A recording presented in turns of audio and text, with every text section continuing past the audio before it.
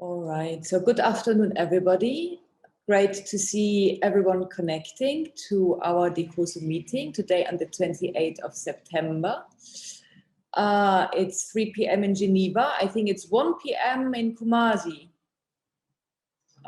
If Kwasi is in Kwasi and Atto is in Accra or also Kwasi. Yeah. So we have different time zones. Atto is in Accra. In Accra, yeah. It's also 1 p.m. there now. Maybe. Right. Yeah. And René also is joining us from the Netherlands. Nick is in the Netherlands. No, in Belgium, Brussels, and Boer, I think in London, Culture, Geneva, Lea in Basel. I mean, I'm just trying to welcome everyone. And it's good to see also George, Ami, Nana, everyone who's joining. Good afternoon. It's a third session that we introduce in the research study project called Decolonizing Socialism, Entangled Internationalism. It is a setting about being in exchange and in conversation where we invite guests or collaborators to present aspects of the research as a form of sharing, as a form of offering.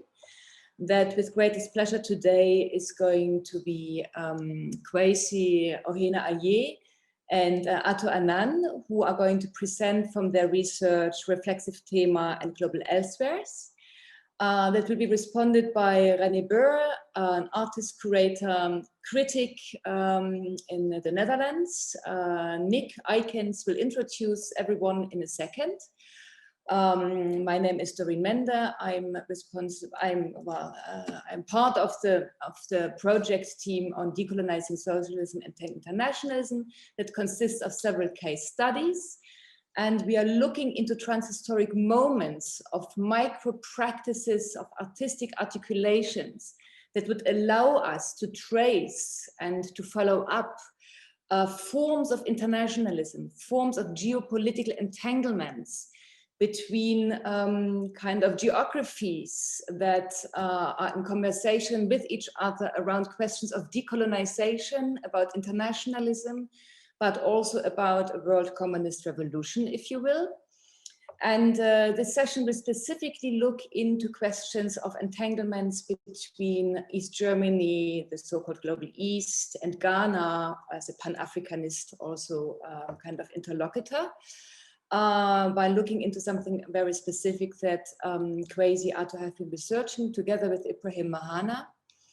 And Decolonizing Socialism got a website, entangledinternationalism.org. We are developing with our research project also, we try to develop a kind of a set of vocabularies and a set of methodologies what decolonizing could mean in the framework and the question of socialism, internationalism. One possibility to enter that kind of question is to undo the binary kind of division between state artists and conformist artists, for example, or state socialism and state capitalism as a kind of, as if there was a clear cut always possible. Well, on a state level, yes, but in forms of movements, artistic collaborations, artistic practices, in forms of micro practices, this kind of binarism might not have a relevance as it's been imposed by macro political orders of the Cold War on a global scale. So we want to go into the tension, into the tension, not detention, into the tension between the macro and the micro in regard to the question of socialism as a possible horizon to kind of challenge global order of racial capitalism, and how and why this is important for us to do this today, and why research by the means of art, of also curating, of exhibition making, provides us with utmost potent possibilities to develop methodologies to do so.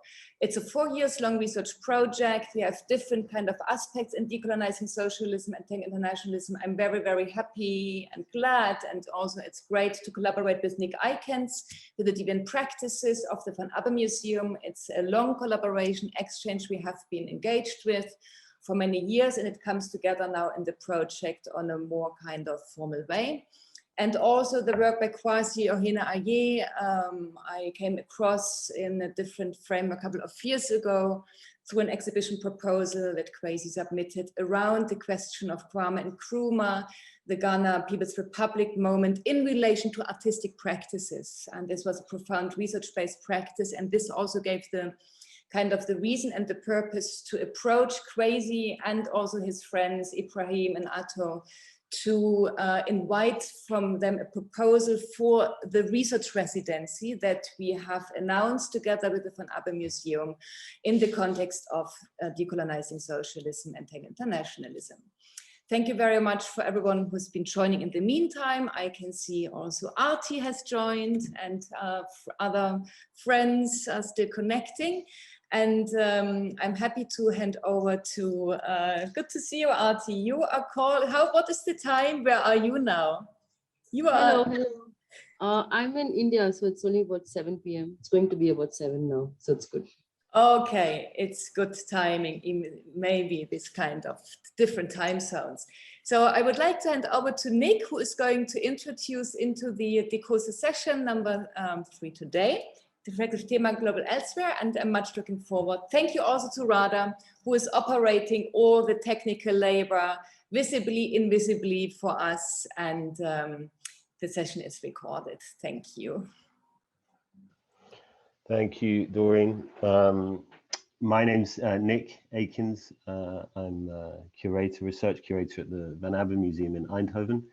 A huge pleasure to be here today, to be collaborating with Decolonizing Socialism. As Doreen says, our kind of conversations have gone years back, both as colleagues at the Dutch Art Institute, then Doreen leading the PhD forum, which I attended in Geneva.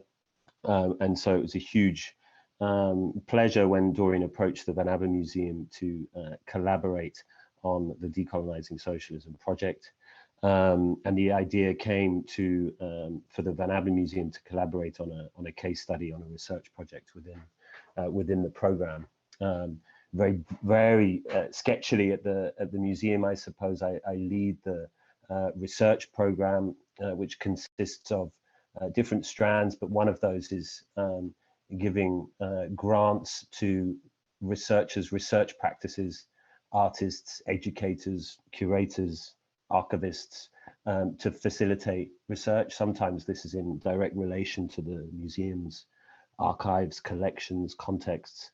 Other times it comes out of a kind of shared interest with partners around themes, trajectories, histories, as is with the case with decolonizing socialism.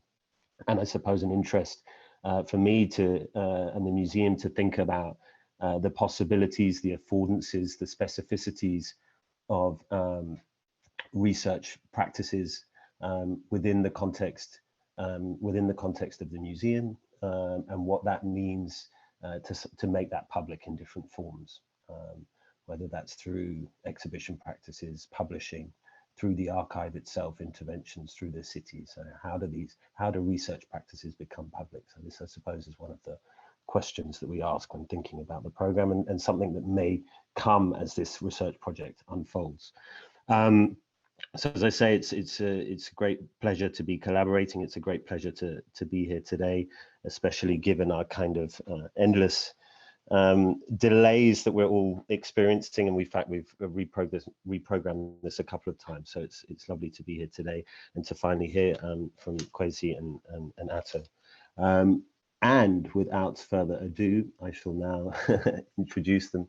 So I think, as I understand it from Atto and Kwasi, the presentation will be divided into 2 parts. So Atto will go first and Kwasi second.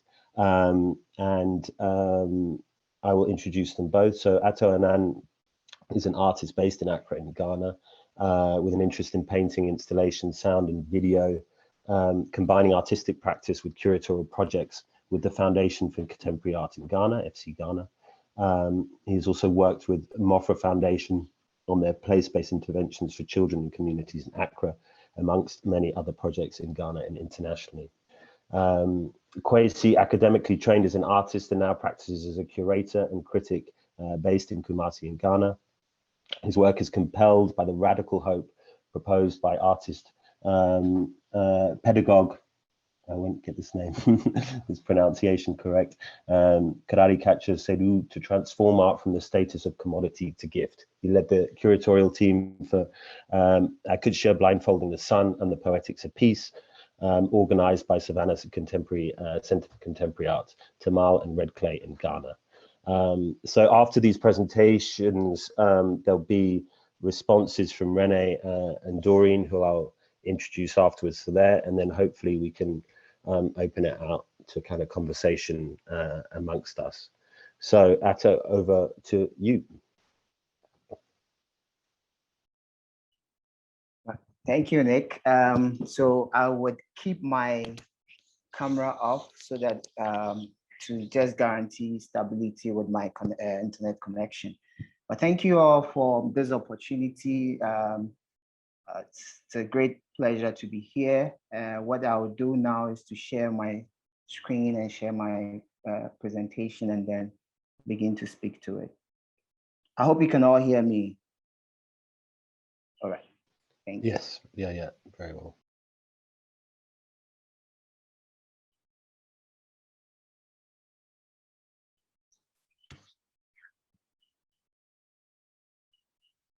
Is it visible? Yeah. Okay, great. So thank you once again. Like it's been said, I'm an artist living and working in Ghana, Accra specifically. And our research on this project takes a starting point from the Tema Printing Press, which was a government of Ghana and the German Democratic Republic project from 1962 to 1964.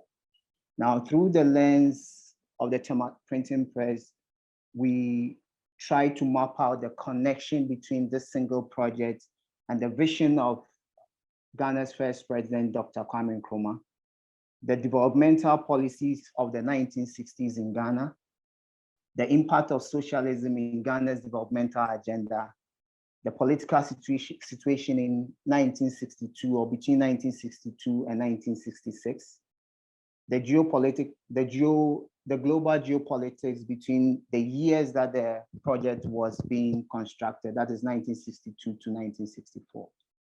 We also are trying to connect the role of the printing press in education and producing or printing educational materials for schools in Ghana. And finally, looking at the current status of the printing press. Now, since the struggle for independence was waged on the frontiers of economic grievances, such as the exorbitant prices that were being charged by European and Syrian merchants for essential commodities, it became imperative to work towards gaining full economic emancipation once political independence had been attained. However, the constitutional negotiations leading to the transfer of political power from the colonialists meant that certain things had to be conceded or certain concessions had to be made for the new African states to gain independence. This also meant that their economic policies or these new African nations would pursue economic policies under the vigilance of the colonialists and the colonial powers and their international financial institutions. Now, for leaders like Nkrumah, this continuous stronghold on the economic affairs of the newly independent nations was not to be taken lightly. And as such, African leaders and their people were to assiduously work towards achieving full economic emancipation. Nkrumah, who had organized workers, peasants in mass movement for independence, also recognized that political independence must follow or must be accompanied by an economic one. And immediately, just like he had demanded an immediate self-determination from the colonial government. With this burden, he had a clear and grand vision, one, for the full liberation and unity of Africa, and two, the industrialization of Ghana, which would eventually dovetail to that of the entire continent. Now, he would constantly emphasize this aim of political and economic development for the country on many occasions. But how was this going to be achieved? To achieve this aim of economic development and better living standards and conditions for people, Nkrumah, with a socialist outlook, saw industrialization as one of the tools to achieve this. The state must take charge. The state must be in control of the mode of production and distribution. And for Nkrumah, the rapid development or rapid economic development was non-negotiable.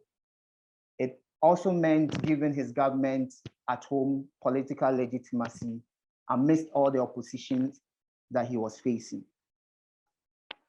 It also meant meeting the needs of his people and readdressing the damage done by imperial rule. With this vision in 1963, the most significant development plan in Ghana's history, the 7-year development plan, will be conceived and set in motion to guide the developmental agenda in Ghana.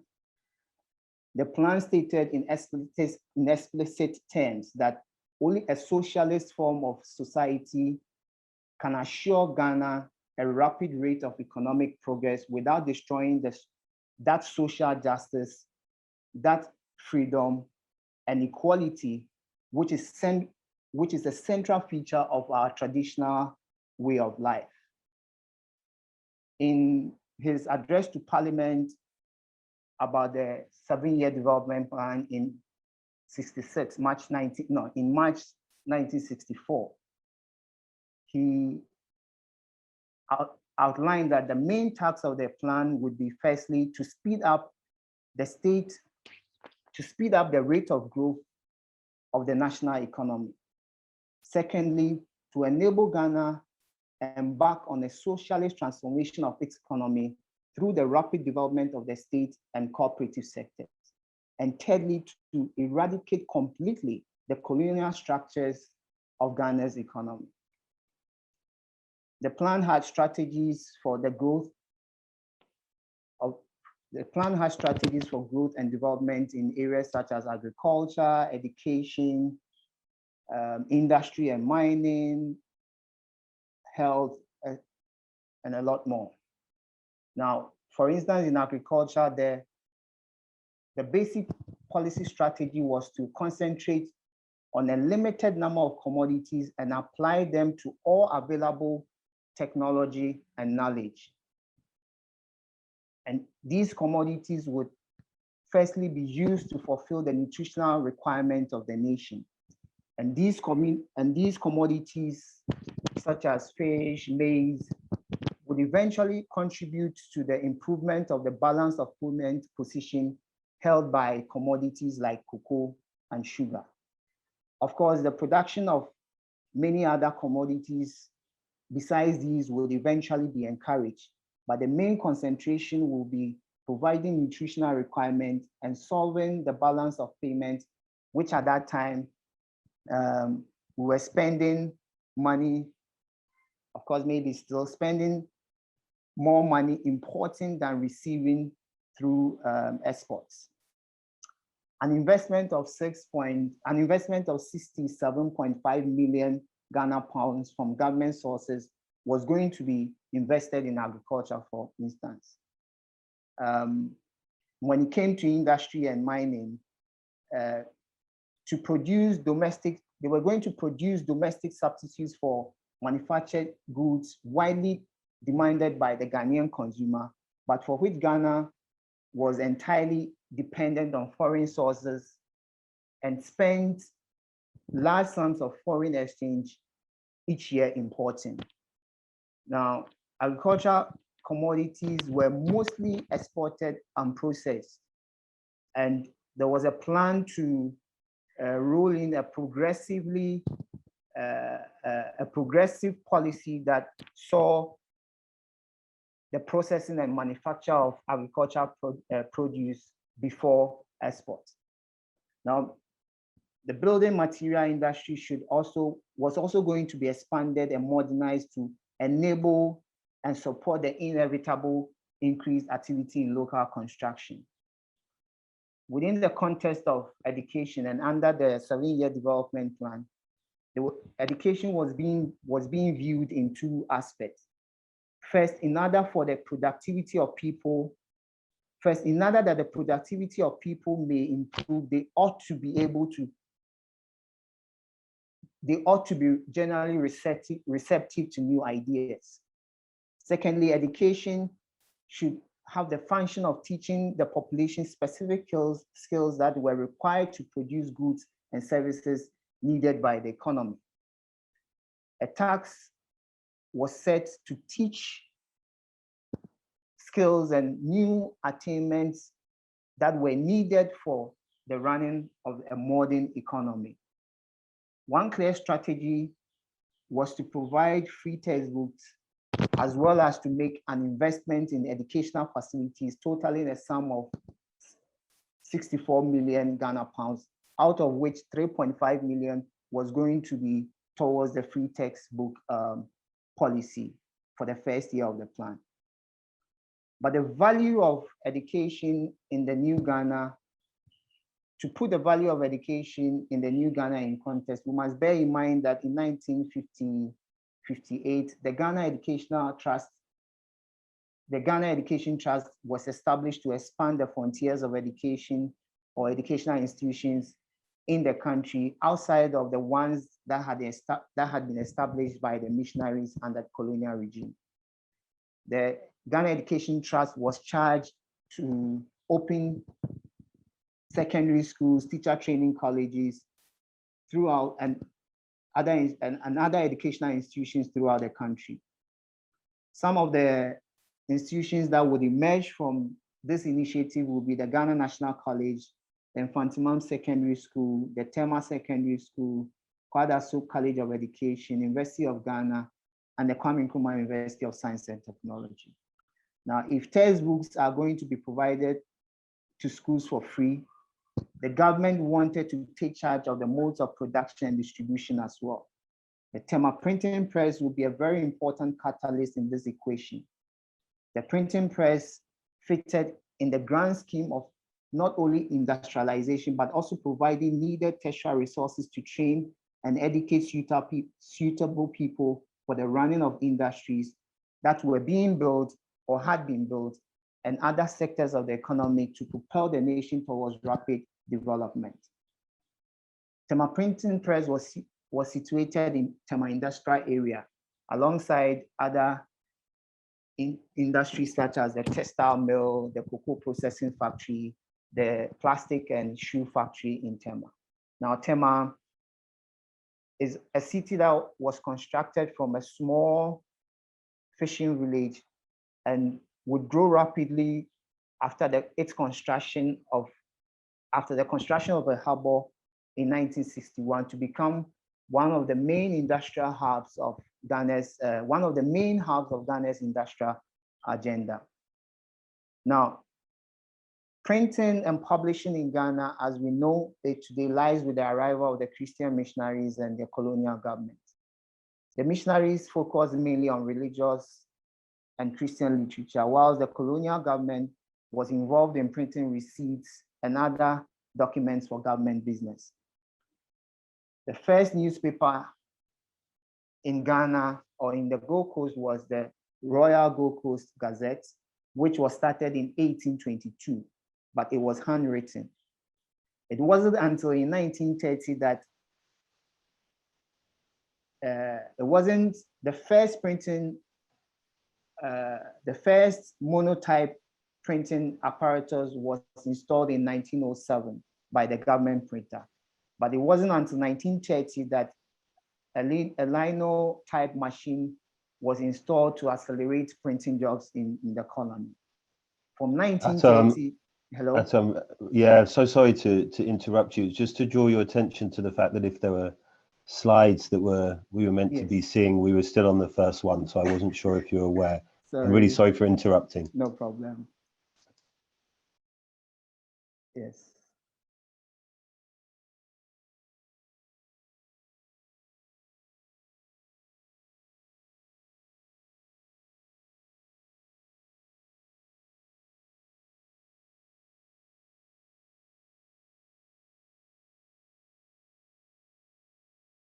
Okay. So what you're saying is the 7-year development plan.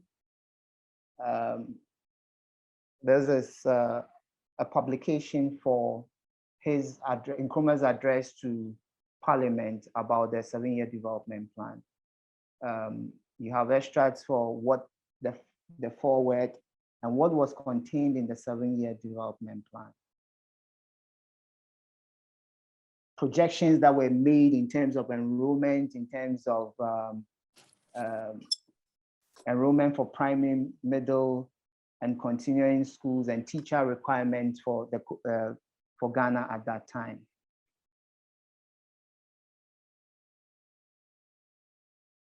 Now this is an essay from a book about the development of Tema, showing the projects that were going on in Tema, the construction of the harbor, the construction of other industrial facilities in Tema. Now, this is where, or was where the Tema Printing Press was situated, and it was in the complex of other industries, you know, around and close to the Tema fishing harbor. Yes. I'll go on to talk about the other things. So from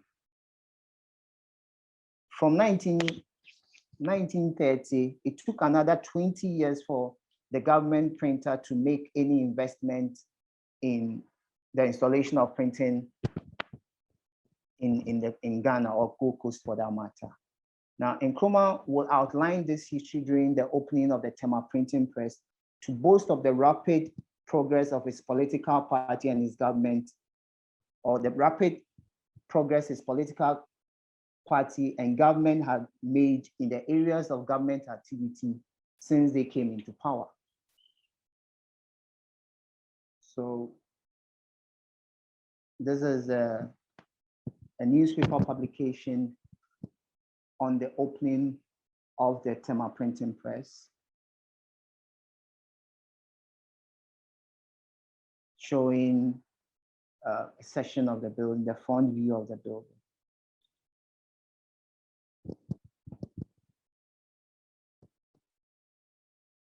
So before 1964, textbooks and novels in circulation were published outside of the country and imported into the country for the use of students.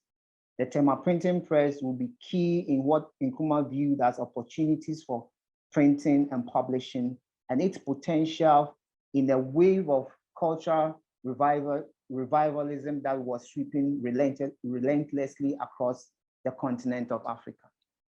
The Tema Printing Press emerged out of an agreement between the government of Ghana and the Polygraph Export Limited, a world-renowned supplier of printing machinery in the then German Democratic Republic. The facility comprised of a 4-story editorial and administrative block, production halls, large dining or multi-purpose dining halls, a kitchen, a transformer station, a dressing room, etc.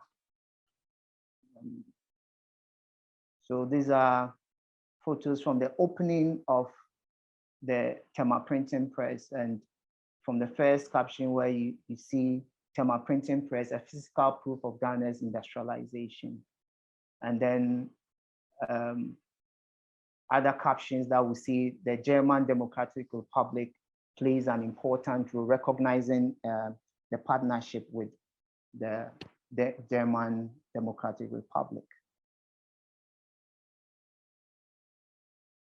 I would play short audio of an interview I did with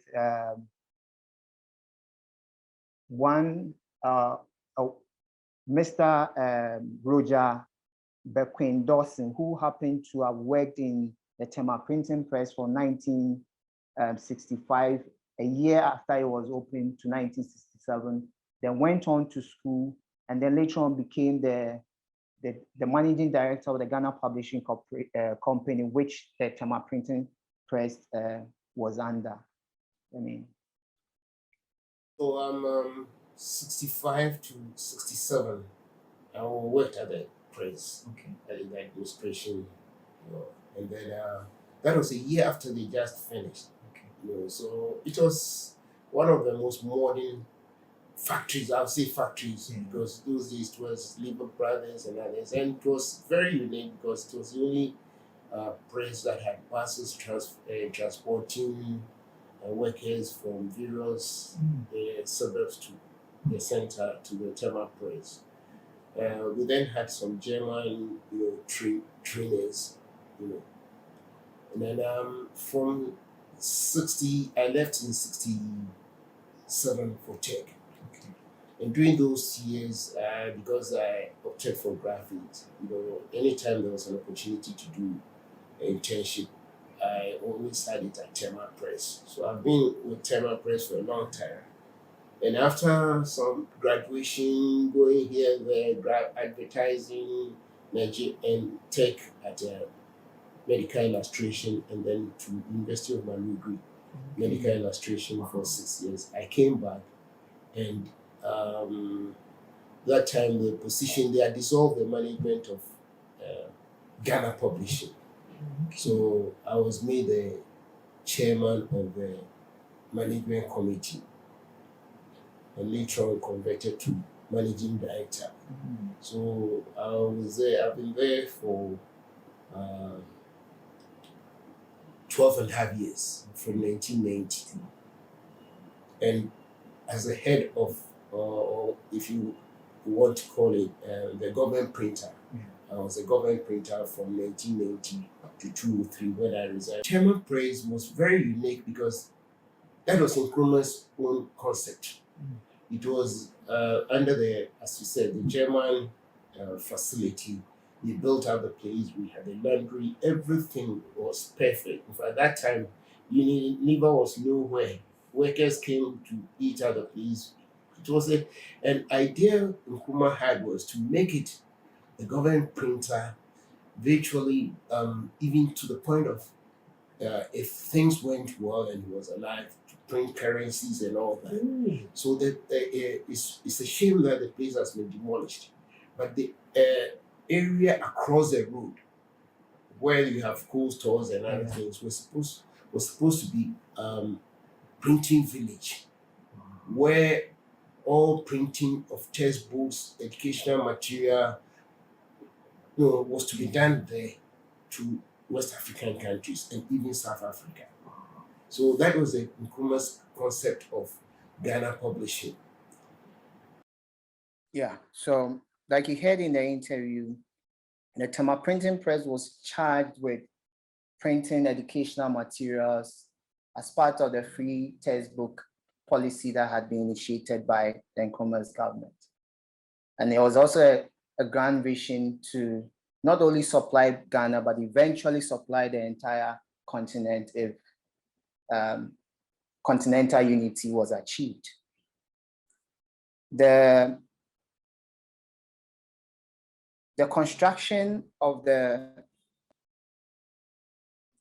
printing press for the construction of the printing press, 4 contractors were invited, mainly the Ghana National Construction, A. Lang, Taylor Woodrow, and then Micheletti and Sons. But eventually, an executive decision will be taken in June 1962 to award a contract to the Ghana National Construction Company.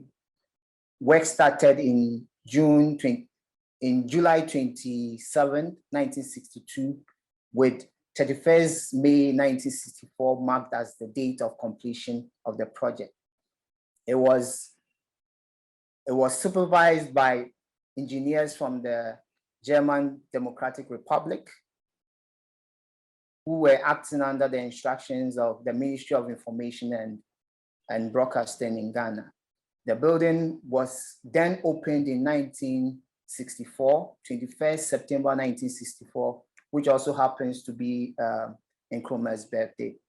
Now, upon completion in 1965, a year later, the Tema Printing Press became part of the Ghana Publishing Corporation through a legislative instrument that was enacted. Now, whilst Nkrumah and Ghana were eagerly pursuing an economic and developmental agenda that sought to gradually grant the country full self-determination and better living conditions for its citizens, it was also at a time when there was an open yet restricted raging Cold War between the United States and the Soviet Union. The Soviets and the Americans struggled and created, the Soviets and the American struggle created a bipolar world order, which, with its associated tensions, which these two nations and their allies were engaging in struggles against each other without openly declaring warfare. But there were stages that would bring the world to the point of nuclear war, such as the October 1962 Cuban Missile Crisis. Now, for Africa and its leaders in the early decades of independence, forging a relationship with an economically endowed nation, whether in Europe, Asia, or America, was one of necessity. These relationships will provide the needed technical, financial, and cultural cooperations that would aid their economic and developmental policies. One of Nkrumah's fear was that these young, fragile, independent African nations will be caught up in the Cold War and become battleground for proxy exchanges between these two powers. Now, the two powers, the Soviet Union and America, equally saw foreign economic aid as possibly the most important leverage for their relationship with Africa.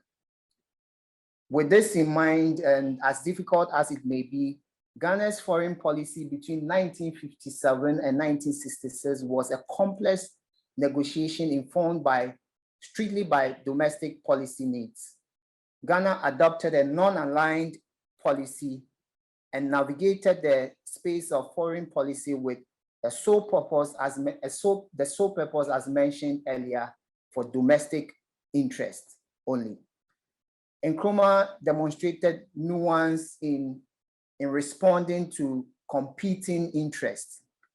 It is one of such relationships and agreement that produced the Tema Printing Press. Ghana in the 1960s will continue to sign agreements with other Eastern Bloc countries such as Poland, Romania, Yugoslavia, for technical assistance, credit facilities, and cultural cooperations. Through these agreements, Ghana will receive scholarship for the training of specialists in various fields, scientific and technical fields in some of these countries. There were also exchanges of professionals from some of these countries to work in Ghana in different fields, transferring skill and knowledge to their Ghanaian counterparts. With an unstable world economy, unfair trade relationship, harsh domestic economic policies, a constitutional amendment making Ghana a one-party state with Nkrumah as a lifetime president, and growing opposition would eventually lead to the overthrow of Kwame Nkrumah on February 24, 1966. Many of the state-owned industries and enterprises initiated by Nkrumah were run down by successive government through mismanagement. By the 80s, most of the state-owned industries and enterprises were in woeful state and were being blamed for the country's declining economic conditions. Many of them, because many of them relied heavily on subsidies and were draining much of the country's domestic loan capital, there was pressure from World Bank through and the Bretton Woods institution through the structural adjustment program and also the economic relief program to sell out these state enterprises to private investors. In '84, the government began selling the state enterprises, and by 1988, continued, and then in the 90s under a new term called the State Divestiture Implementation Committee, sold the remaining state enterprises that were left from the 60s. Tema Printing Press was eventually sold in 2012 to a company called Josco Ventures, and the site where the printing press used to occupy is currently, or used to stand is currently occupied by Amaris Terminal. There is no visible remains of any of the original architecture currently present at the site. And so there are rumors, I mean, through our research, there were rumors of it having been burnt at some point, and then needing the building to be pulled down, but we didn't find any document, validating that. And so this, as in a nutshell, will be what our research has unveiled and the connections we've made through our research. Thank you. I'll go through the rest of the slides. These are the letters, the memoirs that will be exchanged during the time of the construction of the printing press. You would have the Tema Development Committee, the Tema Development Corporation, which was the agency in charge of the Tema area, reporting, even though they were not reporting to government and reporting to the Ministry of Finance, even though they were not directly in charge, but since it fell under their constituency, would report on the progress of work, as well as the progress of work on other factories. To our left is the executive decision or letter that was written from the office of the president instructing that the Ghana National Construction Company or Corporation should be given the contract to construct the printing press. At the opening, you had Nkrumah inspecting the machines that had been installed. This is a photo from the Information Services Department that had the title Tema in 24 Hours, the State Publishing Corporation Canteen. These are some of the books that would emerge from the printing press. You had Ghanaian language textbooks or educational books that would come out of the printing press. You had mathematics books and various other books that would come out of the Tema Printing Press. These are also samples of the agreements that were signed with countries like the German Democratic Republic, like the Polish Republic. And this is through our inquiry, this is the letter or the response that we were given by the Tema Publishing Company and the TDS when we sent various letters to find out if we could get, if they had an archive of the drawings, architectural plans of the building, or any other information that they could make available to us, about the project. And then they gave us the information as to the state of the press, who had acquired it, under what circumstances it had been acquired, and what we needed to do. So thank you for your patience and for listening to me. Thank you. Thank you very much. That's a Kwasi, am I right in thinking you're also say something? Yes. Yes, I have slides I will share. Let me do that.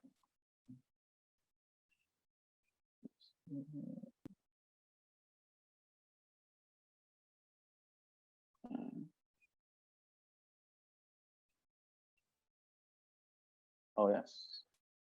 So we can go. Super, looks good.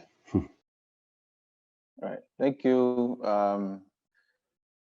So for where you left off, we are, I think, one of the important strands to the research project is to identify the cause, the geopolitical context out of which all of these specific events emerged. So the historical political background is what Ato has treated. What I would do is to look at how this can be interpreted in terms of the urban planning or the built environment that accompanied these moments. And so in Nkrumah, even though the focus will be in within the first 6 years of Ghana's first republic between 1960 and 1966, we'll also I'll look back to earlier or antecedent architectural practices that also impacted the practices that shaped what we have inherited today. Nkrumah's politics was always, you could say, internationalist, based on the emancipatory direction that he was coming from. So this is one of his famous dictums. He says, "We face neither east nor west, we face forward." So this was in reference to the particular Cold War politics of his time, of his period. So he talks about, we can talk about Nkrumah's materialist ideology for decolonization, which fueled a lot of his, or which undergirds most of the interventions that he realized in Ghana. So what he calls philosophical conscientism, which he compiled in a book of title Conscientism, Philosophy and Ideology for Decolonization, published around 1964.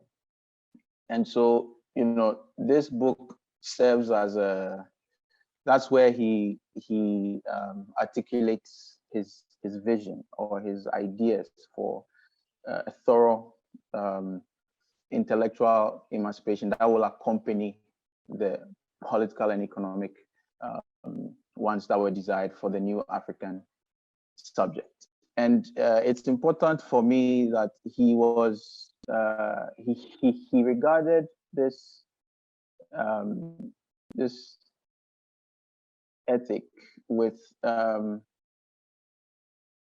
a static or essentialist ideal, but he actually grounded it in a historical logic, which meant that, for example, with here, what we have in the quote, philosophical conscientism will serve as the map in intellectual terms.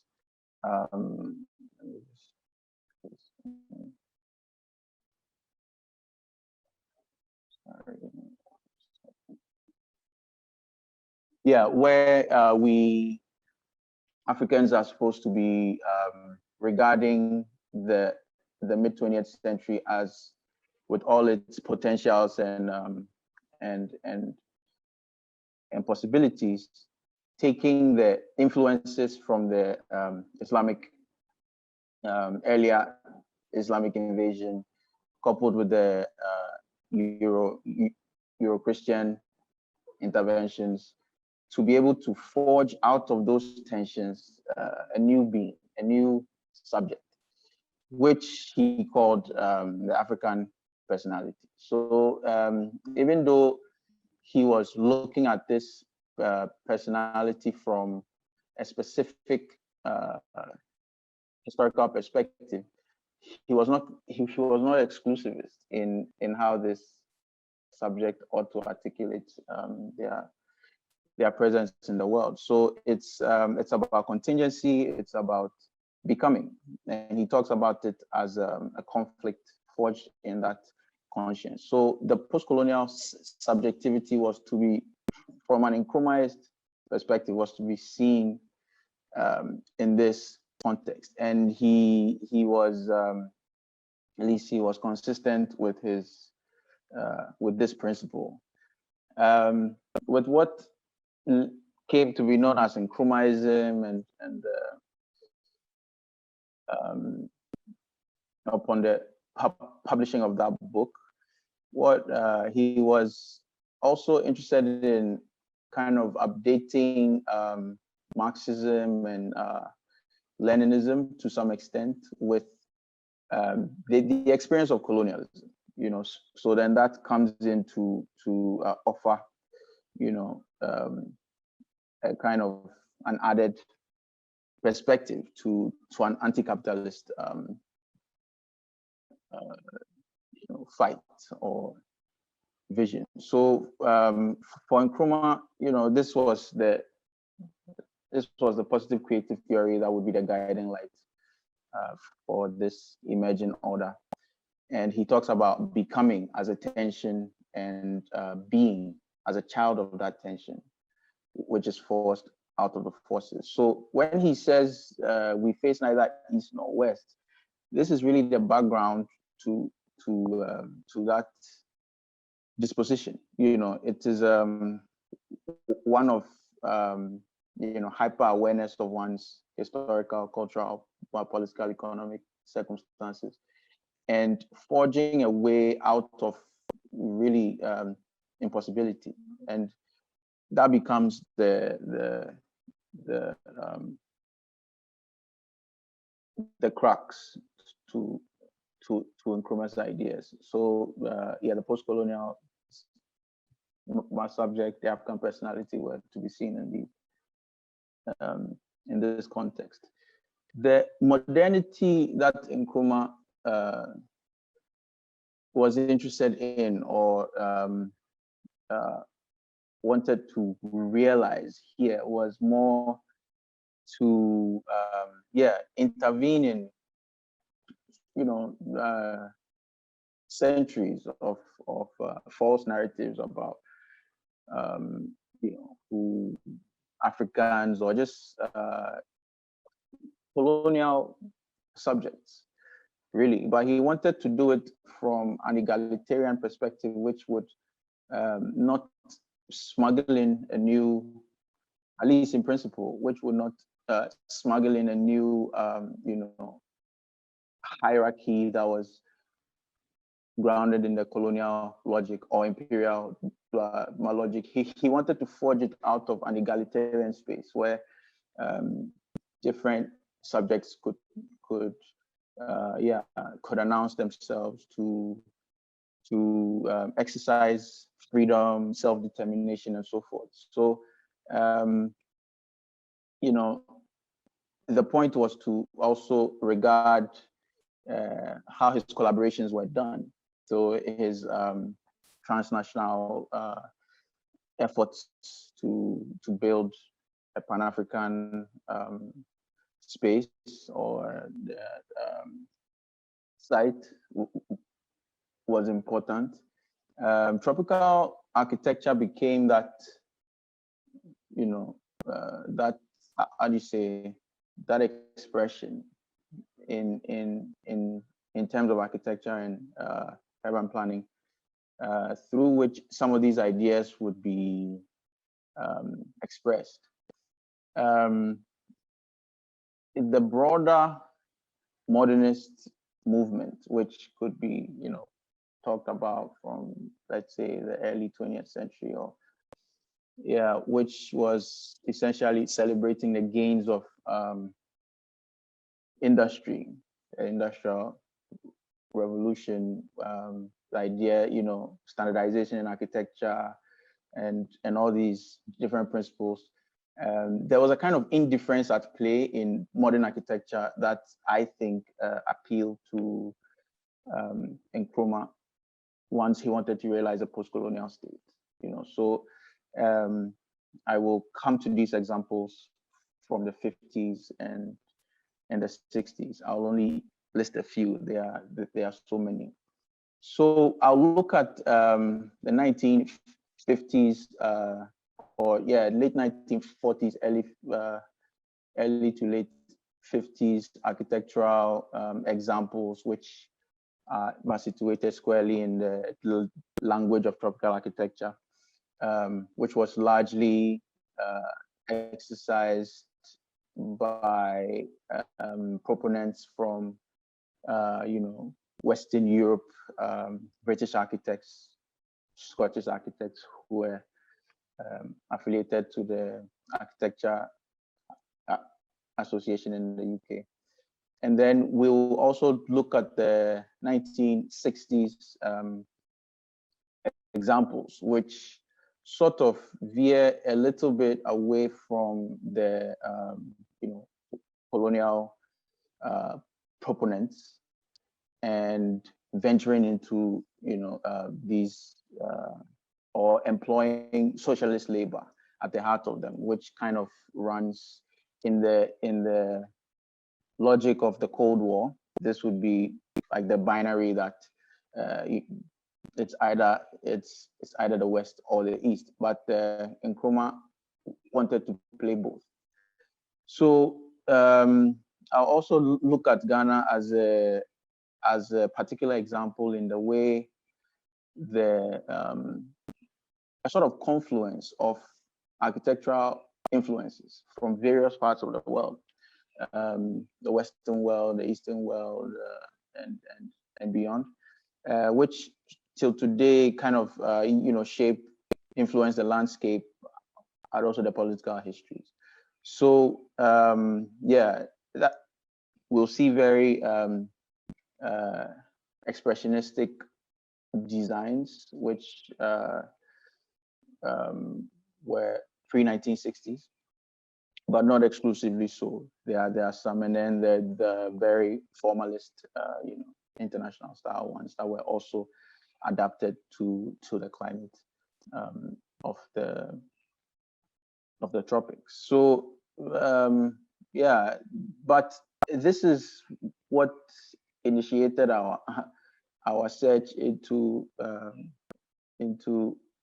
these examples. So the Tema Printing Press, you see it to the top left, as it was, I think it's a model of it that was published in the Deutsche Architektur. You see the various components of the building, the production building, the main administration building is to your right. You'll see, you know, these the expressions of this formalist style of designing spaces and structures. So already, yeah, these ideas were traveling around the world, and of course they found various expressions. Yeah, the modern architecture found various expressions around the world, particularly after World War II. So Ghana's would be one example in that background. So what I'm looking at is, yeah, the post-war modern architecture, tropics with the Cold War as the background. The focus will be the 1960s, via entanglements in the socialist internationalist zone. But the non-aligned movement was also important to realizing some of these politics that Nkrumah had, such that so you don't confine yourself to the two blocks. We'll see alliances between, which Ato has hinted on, that by the alliances between Ghana and socialist countries like Croatia, Poland, the GDR, Bulgaria, Hungary, through such technical assistance programs and so forth. Some of the Croatian architects who impacted the Ghanaian landscape, we can talk about Miro Marasovic, Nixa Siko, Berislav Kalogera, and you see that this direction for they begin to make impact from 1961, even though some of them arrived a year earlier. So on the one hand, Nkrumah prioritized during this First Republic, Nkrumah prioritized professionals from socialist countries. But on the other hand, sometimes you see different collaborations playing out, that even subvert the Cold War tensions between the West and the East in Europe. So some of the tensions were preserved. Other times you could see that there were projects born out of collaborations, out of this heterogeneous environment or climate that Nkrumah had created. So just to track back a little bit, about Agropios, who talks about, in the early 20th century, one of the proponents of what became known as modern architecture.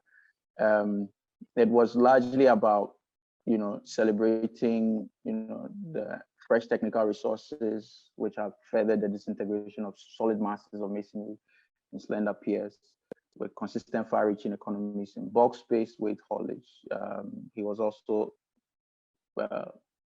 he had a positive attitude to the new synthetic substances such as steel, concrete, and glass, which were he said were actively superseding the traditional raw materials of construction in Europe at the time. So the rigidity, the molecular density have made it possible to erect wide-span and all but transparent structures for which the scale of previous ages was manifestly adequate. This enormous stable and structural volume was an architectural revolution in itself. So people like Gropius and with the institutionalizing such approaches to design via the school he co-founded, which is the Bauhaus, then became a very important movement in Europe, and it ripples through to the Americas and other parts of the world. The French architect Le Corbusier also put his imprint on it, on this sculptural formalist mode or approach to design, which was actually a rejection of the allegoric approach the facade by the neoclassical approach to architecture. So this was supposed to have a kind of, indifference, kind of stripped bare-ness about it that could exist pretty much in, essentially in any space, not without alterations. So Le Corbusier himself realized various projects around the world, India and other non-European locations. So we're coming into the 40s now, or the early 50s, late 40s, early 50s, where tropical architecture, which is said to be the self-assigned name of a network of architects and urban planners, but within the British, here I'm talking about the Ghanaian context, the British late colonial Commonwealth context. They exerted particular influence in former colonies like the Gold Coast, which became Ghana, Nigeria, Sierra Leone, Gambia, in Africa. According to Lucas Stanek, British tropical architecture aimed at adapting the principles of modern architecture according to specificities outside Europe. So Maxwell Fry and Jane Drew, for example, who were leading advocates and practitioners of this style of architecture from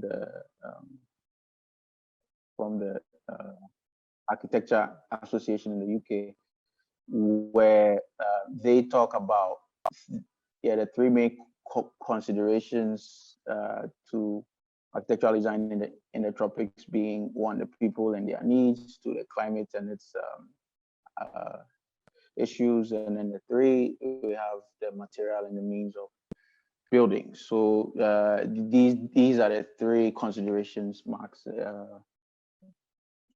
Fry and Drew outlined. So elements, the rain, the sun, the wind, temperature, humidity, all of these things would influence how one would site a building, where one would site it, what orientation is going to be in, and so forth. So all these considerations are made.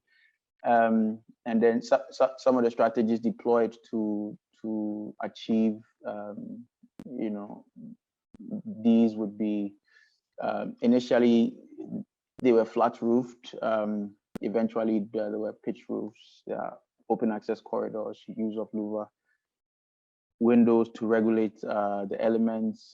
Sometimes there are canopies or balconies to control the solar ingress. Open brickwork is a feature. Raised roofs, raising the volumes so that they don't directly sit on the ground, and so on, are such strategies. Some of the prominent architectural figures in Ghana by the 1950s were E. Williamson, James Cubitt, Kenneth Scott, Jane Drew, Maxwell Fry, Lindsay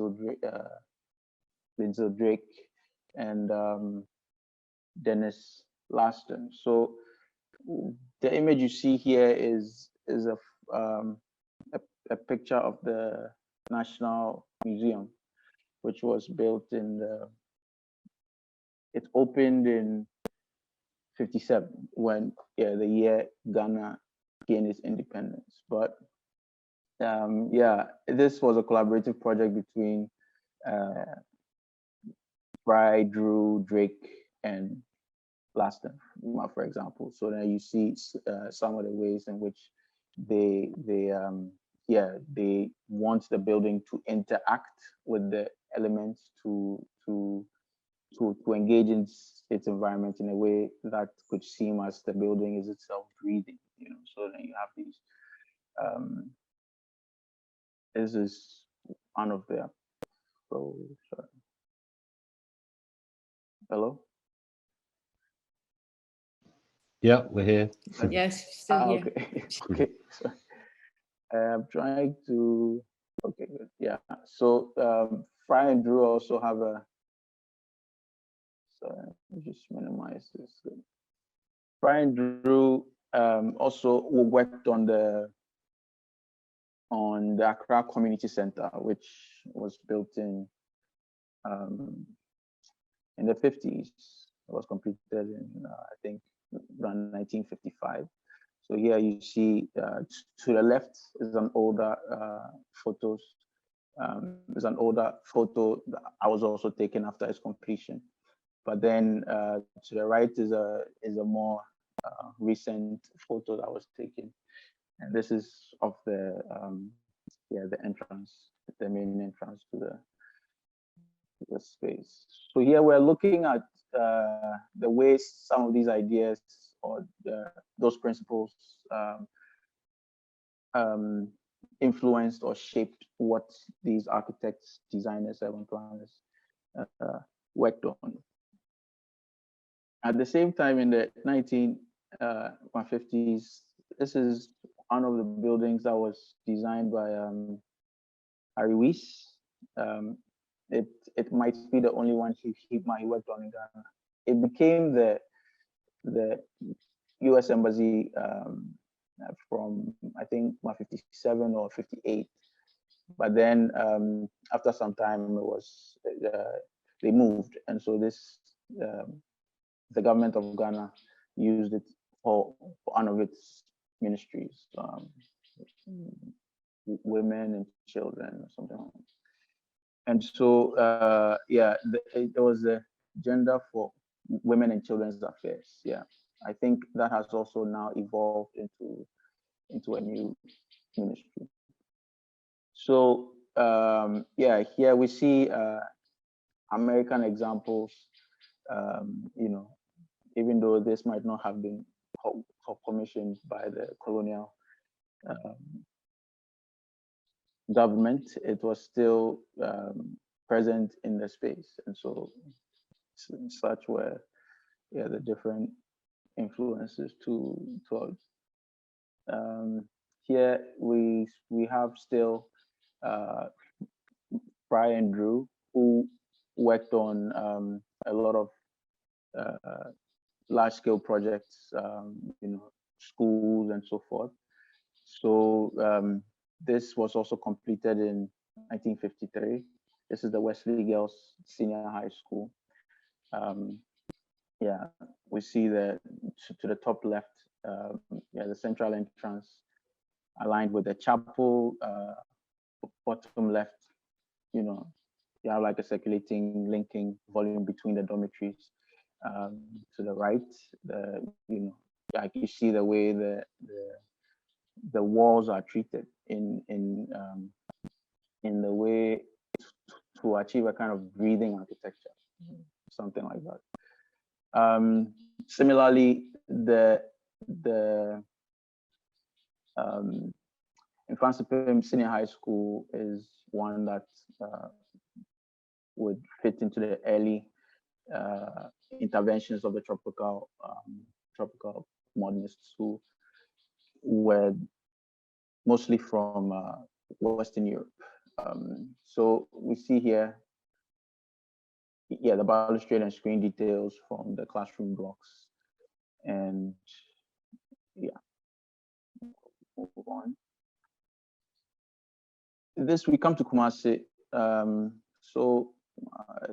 This is the School of Engineering, or the Faculty of Engineering, like the lab and the workshops, where it was designed by James Cubitt, who this was done in 1956. So this is the view along the arcade formed by the primary roof structure. Again, the point is to have is to not enclose the building in a way that it's not responsive to its external environment, but to design it in a way that is incorporating, or that demonstrates an awareness of the ecological and climatic conditions of one's environment. this is the first phase of the KNUST library. There was an extension that was built to, where's my pointer? I was built, to the far right area, but this was completed in 1961, or no, before 1961, because the chief architect at the time was Williamson, who by 1961 it had changed to Miroslav Marasovich. So Williamson oversaw the building of a few of the halls on the campus, and he was the chief architect for the Queen's Hall, Independence Hall, Republic Halls, all built,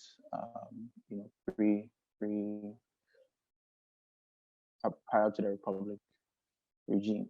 By 1962, the Ghana National Construction Company, which was responsible for a lot of the industrialization projects, but also collectivization of architecture, of agriculture, creating welfare, social welfare programs, and programming for support of national health and culture, was nationalized by Nkrumah. And this was a merger between the Public Works Department and the Ghana National Construction Company. And so by the time this institution had emerged and congealed, it was responsible for, it was actively seeking projects from, it was in line, or it was pursuing Nkrumah's socialist agenda. So it was actively seeking labor and transnational interactions with other socialist countries. So by the 60s, we saw there were a variety of architects from Ghana, or trained largely in the UK, but who came back to practice, but from West Germany, Bulgaria, Hungary, Poland, and Yugoslavia, the United States, and Philippines, and India, who were all kind of working together under this Nkrumah administration. Bearing in mind that the Cold War politics was still rife at this time. So, but somehow Nkrumah was able to, or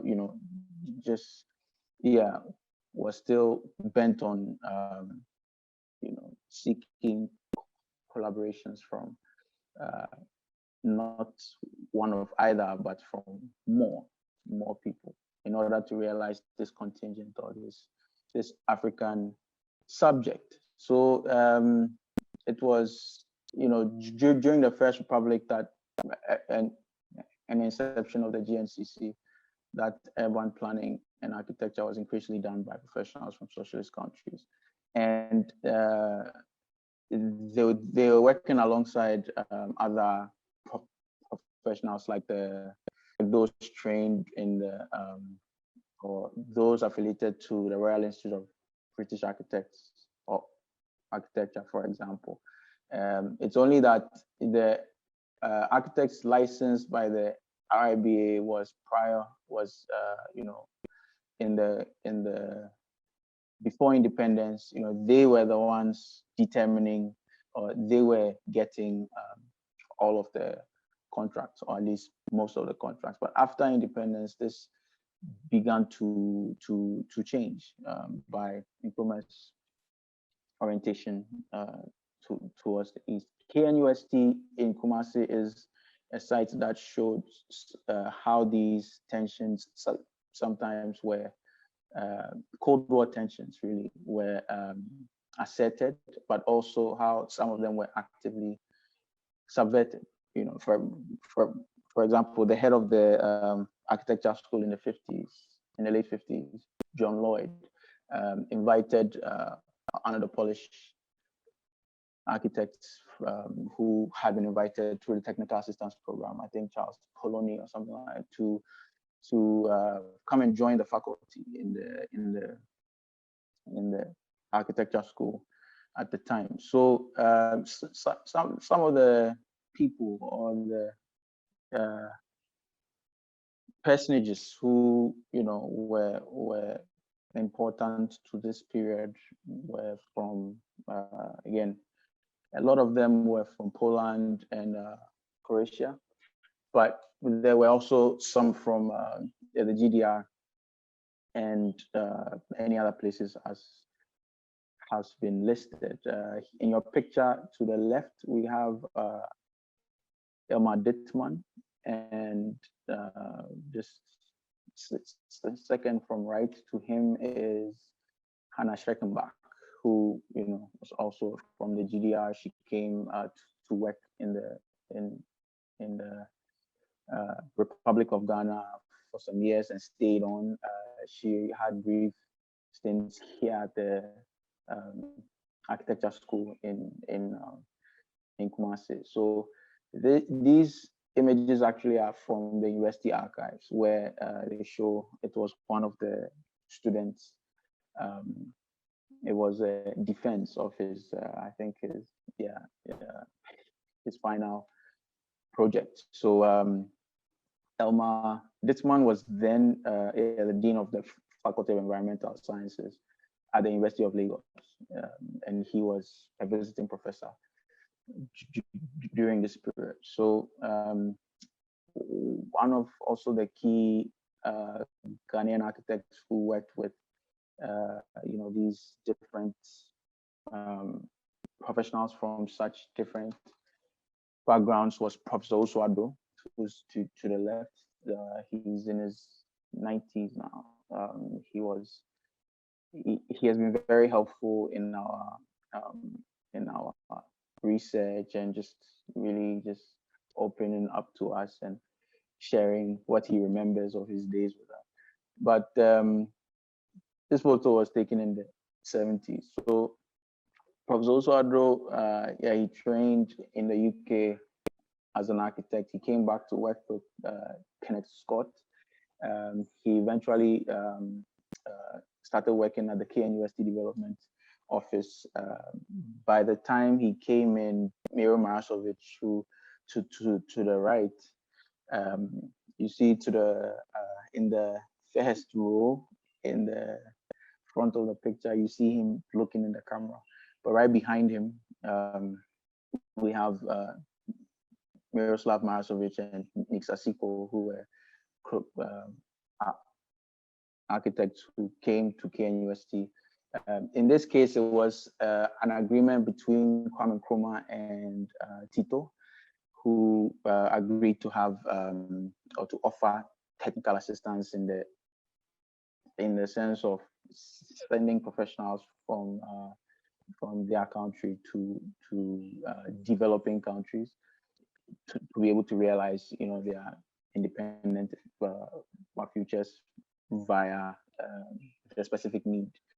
And then there was also a scholarship scheme that allowed or that received Ghanaian learners in Croatia or in former Yugoslavia. So to the right is a photo of the graduation ceremony. I have a feeling it's the first one in 1960, but I'm not so sure. I'm yet to confirm this. But yes, you see, you see people from various backgrounds and who are already here in this space. So we are already in the 1960s, and Kenneth Scott, who was or who became an important figure, at least in Kumasi, by way of he designed or he took over from where James Cubitt left off, and also kind of impressed his vision of modern architecture to or imprinted it in the KNUST landscape. So this is the Scott House, which is in Accra. You see his own approach to design. This is the Independence Square, which was finished in 1961. It's credited to the Public Works Department. By then, this was a year before the Ghana National Construction Corporation would be created, or at least would be nationalized. And so, by then, as the Public Works Department had a lot of professionals from socialist countries who were working with Nkrumah to realize. Sometimes they weren't actively credited with the work that they did. It's usually credited to the institution, but these are some of the formalist examples that we have that were emerging in the 60s. This is the aerial drawing of the International Trade Fair, which was very dear to Nkrumah to articulate this internationalist vision, or this transnational vision that he had, beginning with Ghana. It was, unfortunately, he was overthrown before it opened. But here again, this was completed by the mid 60s. So, and it was designed by Polish architects Jacek Kairos and Stanislaw Rymazuski, who worked with the Ghanaian architect at the time, Victor Adegbite, who was the chief architect for this project. Again, Professor Oswado's work. So Professor Oswado gives us an interesting, story, because he worked with the practitioners from the Western Divide, as well as those from the Eastern factions. So he worked with both of them, and his designs was tellingly influenced by these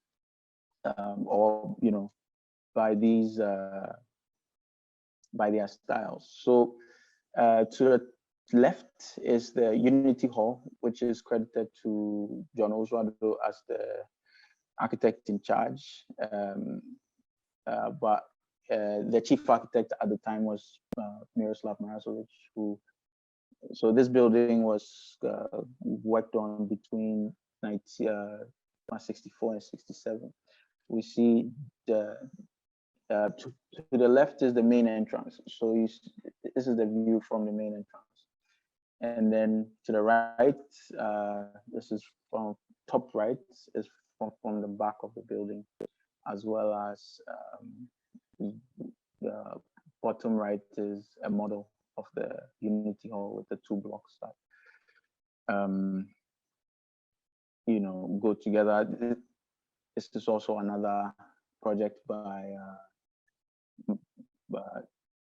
these are all in Kwasi. So Marasovic, Siko, John Oswado, all three architects worked on these. There's the Buckminster Fuller Hall in KNUST, which he worked on this on a 2-week trip that he visited the architecture school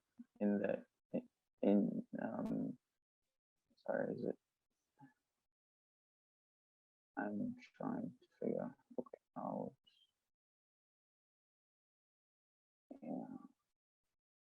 let's see. Okay, so and so you see there were influences from the USA, from the different parts of the country, or no, of the world, really. This is the main KNUST entrance. It was designed by Nixa Siko between around 64, 65. And this was this photo would have been taken before 1974. So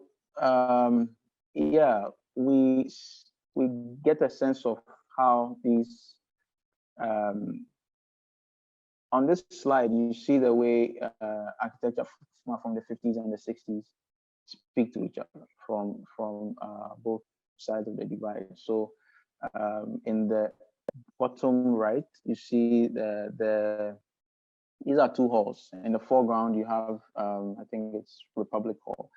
They were designed in the 50s, but in the form of a quadrangle. You know, that was the main halls. And then the flat vertical envelopes that you see behind it, the mid-rise buildings were realized in the 60s. You know, so by architects from Poland or Croatia, and so on. So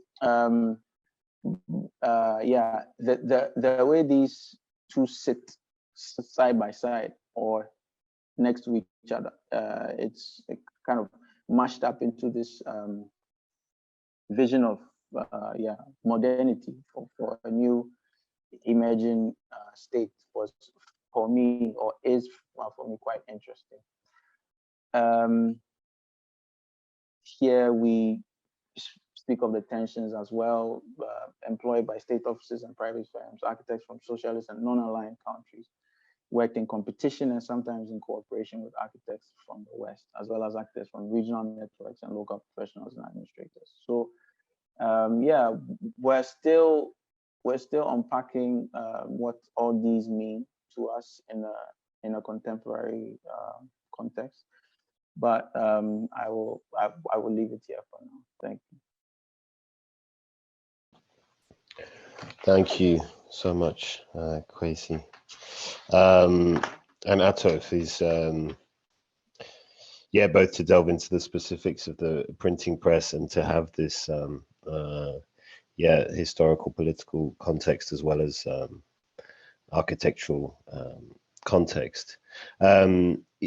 It's 20 to 5. I would suggest maybe that we take a short break and then come back for some discussion with René and Doreen. I'm slightly looking to Doreen here, but maybe we take 10 minutes. Is that okay? Yeah, I think if everyone agrees, it would be great to have also the audience joining the conversation. I think it would be very compelling to open up soon, but yeah. So should we say we come back at 10 to 5 and then we can hear, it's 22 now. Sure. Or is that too long? Is that too long? Maybe not. Maybe just to get a drink and to walk once up and down, and then it would be great to see everyone back. That would be so wonderful. So cool. Maybe just before 10:02, and then we really start at 10:02, and then yeah, I can hear from René and Doreen, and then as Doreen says, open it up as quickly as possible. But thank you so much for these, and yeah, we'll see you shortly. Thank you. Thank you. See you in a bit. Right. I'd like to now introduce René. I think René will begin with you. René works as a critic, curator, and organizer in and beyond the fields of architecture, art design, and heritage, based between Amsterdam and Cairo, and a driving force behind the failed architecture platform. His current projects include Contemporary Commoning, an experimental exploration of the relation between art and urban commons, Terraforming Indonesia, a program investigating and reimagining large-scale land reclamations in collaboration with Ruang Grupa, and Smooth City, the forthcoming publication on the obsession with reflection in cities worldwide. So René, thank you very much for accepting our invitation to speak and respond in this kind of research project that's in process. So yeah, I'll pass over to you to maybe respond, reflect, speculate, ruminate on what you've heard. Yeah. Thank you so much for the invitation. Thank you, Kwasi and Atto, for your presentations. Really wonderful. Yeah, very interesting story. And it is what is really fascinating. So I already mentioned this briefly before we started the session, but what is really fascinating is that I'm part of a platform that is called Failed Architecture, and actually one of the founding stories around failed architecture is a story that is actually also about a printing press, but then in Amsterdam, and it's uncannily how similar actually the story is. And if you allow me, I will just quickly share you an image. I'm not sure if this works, but probably you see my desktop now. Do you see my desktop? Do you see this building? Yeah, we see it. Yeah, so this is a printing press building, and I think it's just a few years younger than the one in Tema, and it's actually quite close to the city center in Amsterdam, designed by famous architects, modernist architects, Van der Broek and Bakema. And what is interesting is that it's built with a similar kind of intention to house like editorial boards, but also printing large presses in the basement. There was a large space to produce newspapers, and it was housing like two newspapers that were actually emerging after the Second World War, two like resistance newspapers, but they were already quite mainstream at that point when this was built, like in the late 60s. But what I found fascinating about this building is that it was also like already like kind of run down by the 80s or the 90s, and that it was sold off by the editorial boards in exactly the same year in 2012. And then it was abandoned from that point onwards. And rather than being demolished, they actually invited a few people to transform this space and use it for without having to pay for it, to use it as like a cultural space and to host debates and also start a restaurant and a club in the space. And as part of this cultural space, they actually invited a few of us to come and hang out in the building and start debates around architecture and using this building as a starting point. And so, yeah, we started to ask ourselves all kinds of questions. So like, what does it mean that such a large industrial building in the city center is actually being abandoned? Is this building a failure? Is modernist architecture at large maybe, can we consider it a failure if we see how many of these modernist buildings are being abandoned and left to rot around the world, basically, as we can see from the many examples, but also in the one in Tema. And but also the fact that like we were temporarily using this building, which had maybe also this effect of gentrification around the surrounding neighborhood, maybe that's also some kind of a failure of the reuse of these industrial buildings, right? This the cultural reuse. Or then there were, at the time when we were there temporarily, plans were made to transform this building into high-end student housing. That's actually what happened, what it is today. Super expensive student housing with rooms starting at €1,000 a month or something. And are these like future plans maybe a failure of contemporary, the contemporary role that architects play in like redesigning these kind of modernist buildings? So this kind of story really resonated with me because I think there is maybe some similarities there with what happened in Tema. And what I found interesting is that it also,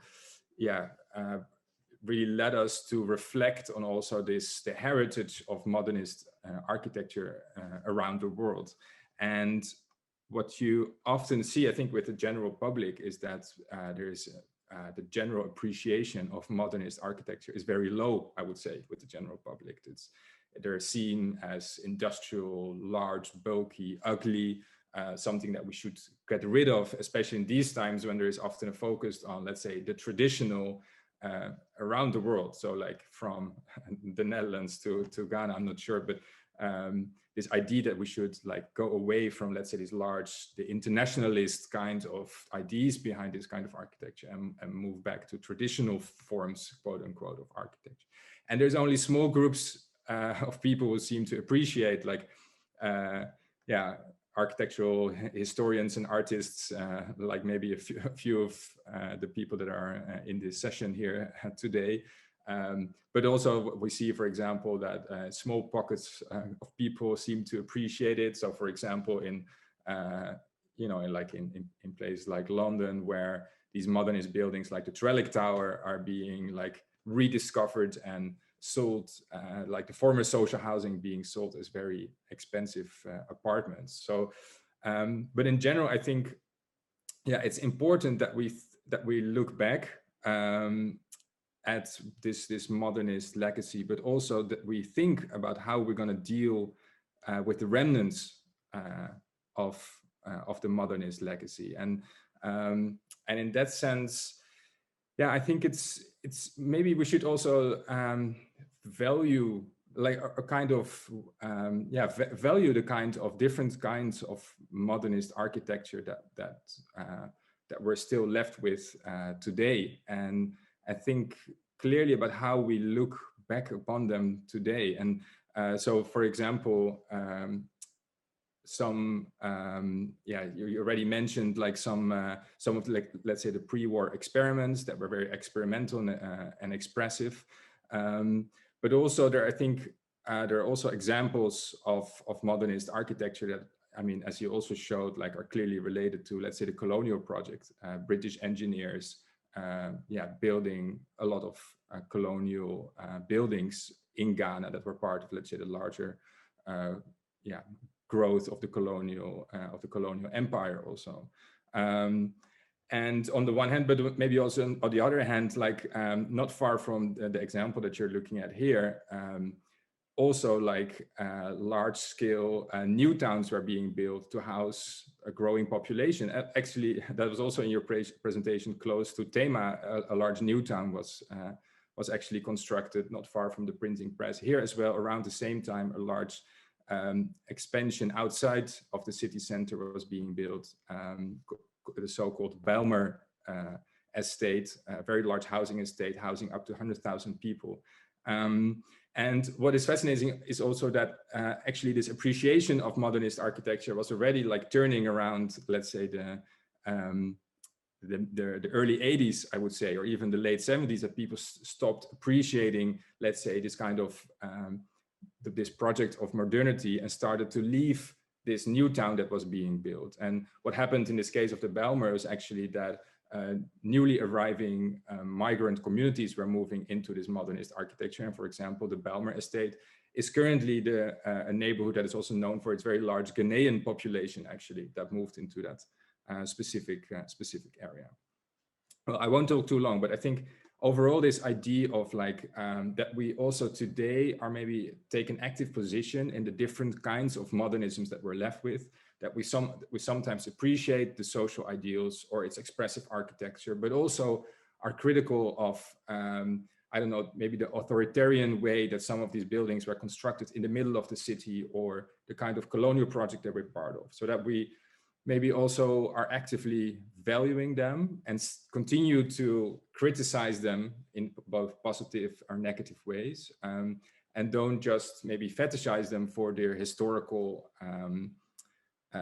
for the historical entities and the beauty of this kind of historical image, right? And maybe also we should together also think about what are the futures of these kind of the legacy of modernism, both in the global south, in the global east, and in the global west at the same time. Like, what do we together propose for the legacy of modernist architecture? Do we want to demolish it? I mean, that's also something. Do we want to get rid of it and like instead replace it with what we need at this very stage? Or for example, what Lacaton and Vassal are doing in Paris, actually adding a layer of glass to the concrete buildings to expand the social housing apartments and give them a new life for the coming 30 or 40 years? Or do we renovate the National Museum in Accra as a way to honor the kind of role it played also in the independence of Ghana? I mean, many different options and ways, and I'm looking forward to continue that debate with all of you. Thank you so much for your presentations also. Many thanks, René. I want to pass over to Doreen, who you all know, I'm sure, but just to reiterate, is the principal investigator of the Decolonizing Socialism project, curator, theorist, exhibition maker, educator, and associate professor of curatorial politics and director of the critical curatorial cybernetic research practices, master and PhD forum at Head in Geneva, and co-founder of the Harun Rocky Institute in Berlin. Doreen, over to you. Thank you so much, Nick. And thank you so much, Atto and Kwasi, for your presentations. It was really like a great pleasure to see the this detailing and this. I mean, it's novel research. As we started the conversation some months ago, this Tema Printing Press, as you also like presented, has been turned down, eradicated. There is no sign anywhere about its kind of relevance as a material witness of a geopolitical alliance on one side, but also as a project of modernity under Kwame Nkrumah's kind of idea of modernity. As you, I think, Kwasi, really pointed out, I appreciate very much your kind of also particularization of the question of modernity here, where I would join the argument of Lucas Stanek as well, as you also elaborated that it's maybe not so much kind of a different kind of modernity to start with, but rather a composite and a response or a confluence of different kind of influences that compose a specific also architectural style, as a condition and as a formation for, as a condition to create a society, to create a new society, to create also a condition that allows to let emerge a new subjectivity, an African subjectivity, and Pan-African subjectivity, a subjectivity of decolonization. And in that sense, it is for me very specific. So I would not so much see this project similar to perhaps, you know, a modernistic architecture building in Western Europe necessarily, because it's so differently situated in terms of political kind of foundations and the different levels that come together. And this Atto and you, Kwasi, you both pointed out the complex that involves education, that involves agriculture, that involves industry, mining industry, you also mentioned at some point. And these are the composites that are building blocks for this kind of architecture practice, as a practice of modernity, as a practice of a Kwame Nkrumah modernity, Ghanaian modernity. And that's, I mean, for me, the whole thing started because, or not to say this differently, the first time I came across about the printing press, but also about the very strong alliances between the GDR and Kwame Nkrumah. Kwame Nkrumah received the honorary doctorate from Humboldt University, I think in 1963. Humboldt University in East Berlin, where also Angela Davis was visiting. Would be compelling, but it's a bit too early. Whether they, no, they couldn't meet, it was too early in the 60s. Also hosted film programs of Ghanaian films, where we still don't know how and where to find the film program. Ghanaian students did study in Leipzig at the university, journalism, medicine, but also in East Berlin. So I really think the question of education, Atto, that you brought in, I really also thought it was great that you shared with us the books being printed in the printing house. So, I mean, we see this kind of place of production and the printing house, and what it does produce in terms of discourse, what it does produce in terms of knowledges and different forms of knowledges. So architecture as one form of knowledge, and the books in like local languages in Ghana are part of this also knowledge complex. So the first time I came across, and I'm happy to share this also with you and the audience who is here, is through a documentary film by an East German documentary filmmaker. His name is Joachim Hellwig, who traveled several times to Ghana in the time of Kwame Nkrumah. And we have to keep in mind that the relations there intensified in 1960, when the East German government decided quite strategically to announce the so-called Africa Year. And they initiated in the government of the GDR a committee of solidarity. This was attached to a macro-political infrastructure of governmental politics. And of course, I mean, embedded in a Cold War principle. So there was a tension, as you also Kwasi pointed out, between the East and the West, trying to get hold on these kind of political alliances in the continent. And I think Ghana was a key figure in this kind of geopolitical positioning, to create a kind of, partners and political allies. And 61 is the first non-aligned movement conference in Belgrade, and Kwame Nkrumah also quite is reaching out to partners in the West and the East. So the non-aligned movement is also very important there. So coming back to the film, I just would like to share, because it might be really compelling for quite a few here also in the audience. The film is called The Black Star. The Black Star. It's a film from 1964. And this is the link. Please do not share or download.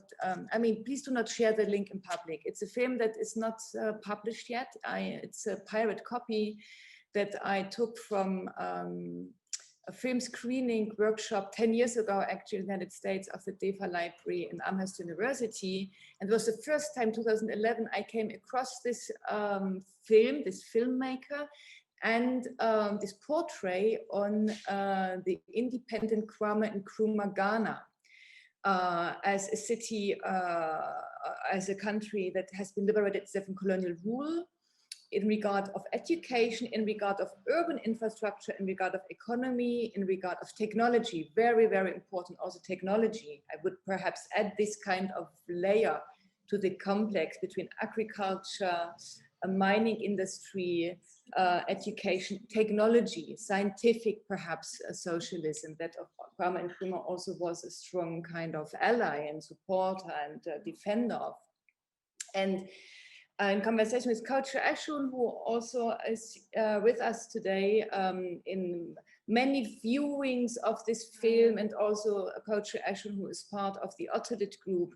They're working on a film in the Year of the Quiet Sun, about the visual cultures of postage stamps in the face and in the kind of consideration of the visuality of independence as a Pan-Africanist project. The film became important specifically also with regard to the printing as this kind of technological device that is able to distribute and to multiply the idea of independence in form of printing matter. And this is step by step became, oh wow, this is quite compelling to see these architectures. And then by another coincidence, and this was here in Geneva in the Library of the United Nations, the librarian, this is how research also comes to you that you cannot really prepare and plan for. The librarian brought me the book, so-called Deutsche Architektur from 1964, where this architecture of the Tema Printing House had been portrayed in 4 pages. And I have never heard about that. And also Lukas Stanek never heard about that. And I think there are many, many more we have not heard about that in various kind of constellations. And so this was the first time I thought this is important to follow up and to consider architecture as a practice that is rehearsing the idea or the project of internationalism. And I think what you, Kwasi, pointed out with this kind of tension, and also Kwame Nkrumah also aligning himself with the non-aligned movement, is important with regard also for the question of today of what would a decolonizing socialism mean, a decolonizing internationalism. This would need us to look into the working conditions of this, what the engineers working under the supervision of the Ministry of Information in Ghana on the ground in Tema to realize the architecture. From this kind of East perspective, this is a very important, it's a very important project and a very important inscription of internationalism, political kind of negotiations with Kwame Nkrumah and the East German government back then in the 60s, also as a kind of a witness and as a materiality. You called this also, I also wanted to ask you, Kwasi, the material practice, the materialism of decolonization, which I thought also was really a very important and a very potent proposition to look into these material infrastructures that have been inscribed, have been leaving traces, have been producing knowledge, and that we can follow up in order to kind of confront the erasure. And the erasure has been taking place in the last 30 years in the East, for sure, on many levels. And even there has been another 1989 already in 1966 in Ghana. So we always speak of 1989 as this rupture, global rupture in terms of global political relations, but there has been so many ruptures before, and one rupture is 1966, 65, 66, when Kwame Nkrumah was thrown out of office and the coup d'etat enforced the People's Republic project to stop. So this was already a profound rupture of erasures. This is, a few kind of thoughts that come to my mind, or that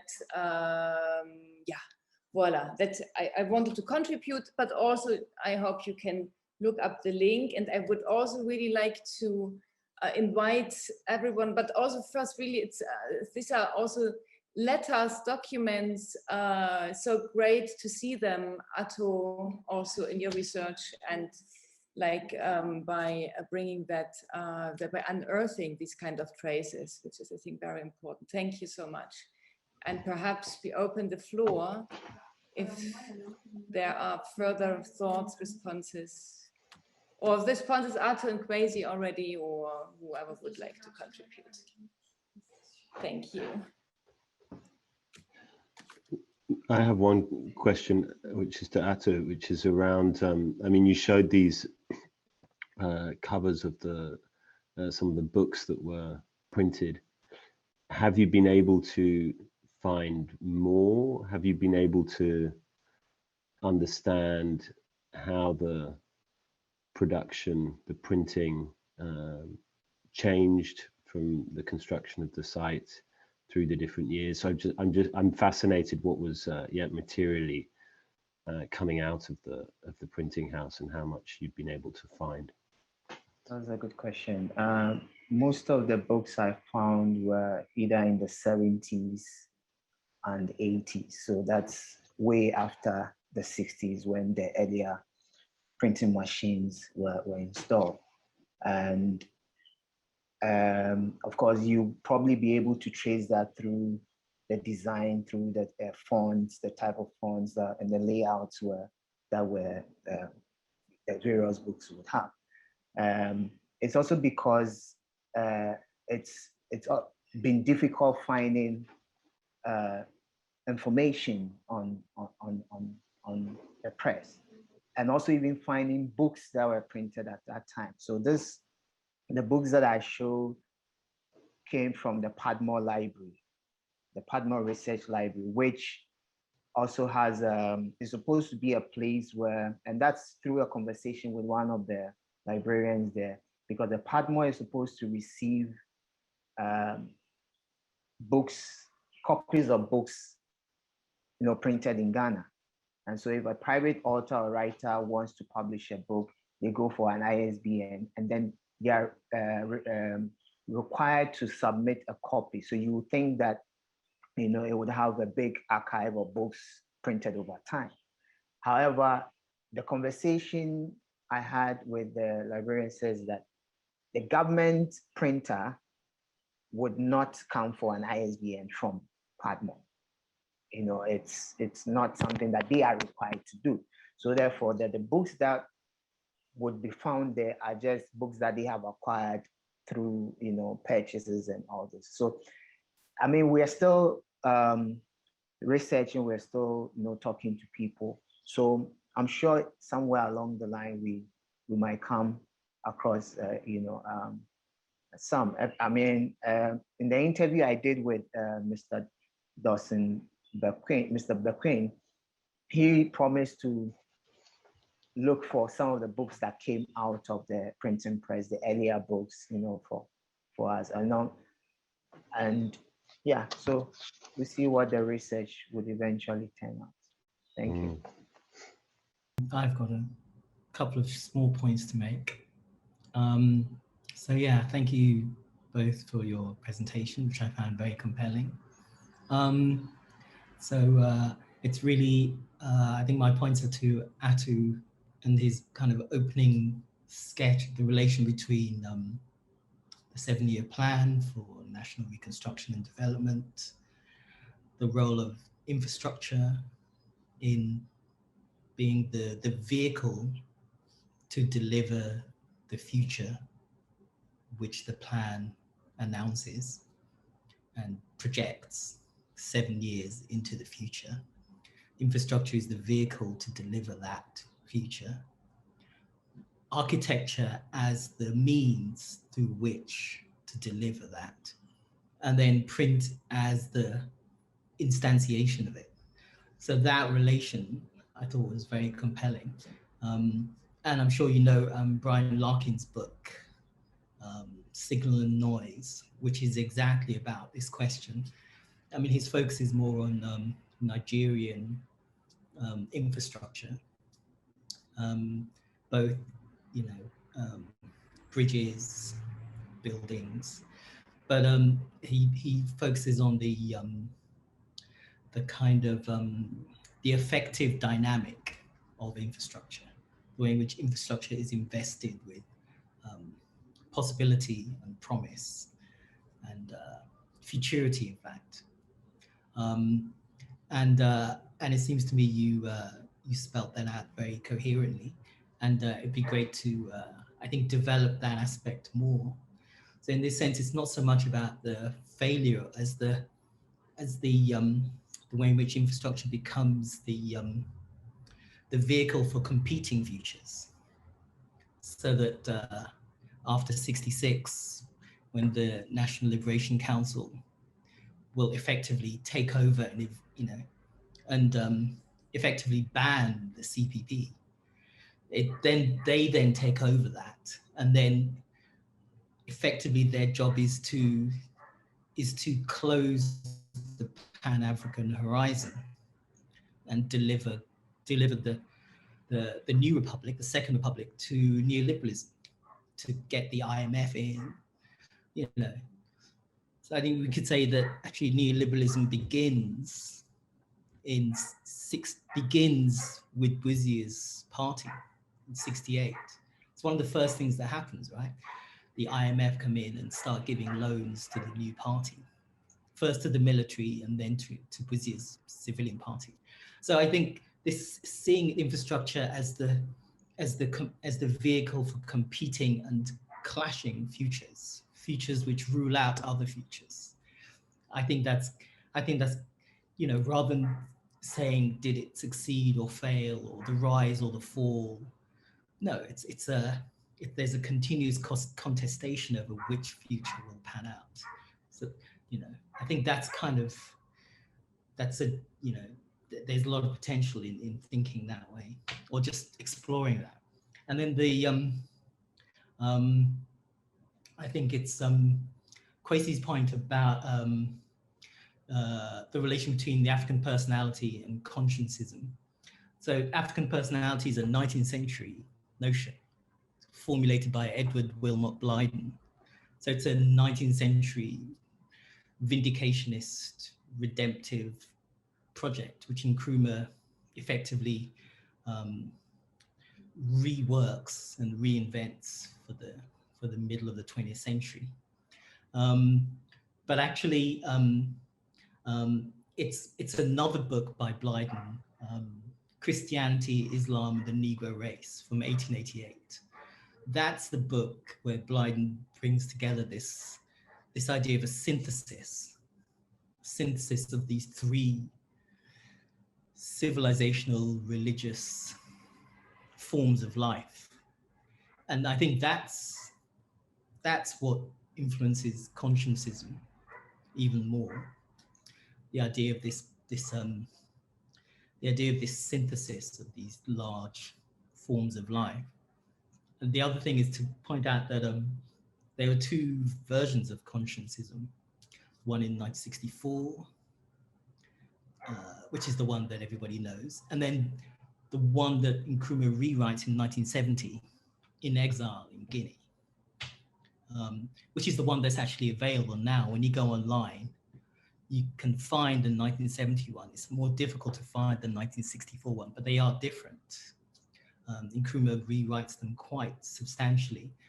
If you read Paulin Houtonji's brilliant book on African philosophy, the great philosopher Paulin Houtonji, his book, African Philosophy, Myth and Reality, he makes a careful analysis of these two versions and really differentiates them. And his argument is that the early one is Nkrumah presupposes more of a kind of a civilizational unity. And in the second version, Nkrumah really focuses on class antagonism between different class fractions within the continent. So these are just small points, I think, which I think would I think you've sketched it out, but I think they would help to develop and elaborate the arguments that you've begun to sketch out. Thanks, Kojo. B, I see your hands raised. Yeah, those were really brilliant presentations, and it sort of gave me an amazing insight into a lot of things that I didn't know before. I should maybe sort of just introduce myself a little bit. I'm working on the epistemological foundations of Nigerian modernism, the entanglement of politics and aesthetics. So I'm not entirely knowledgeable on the Ghanaian situation, but there are parallels.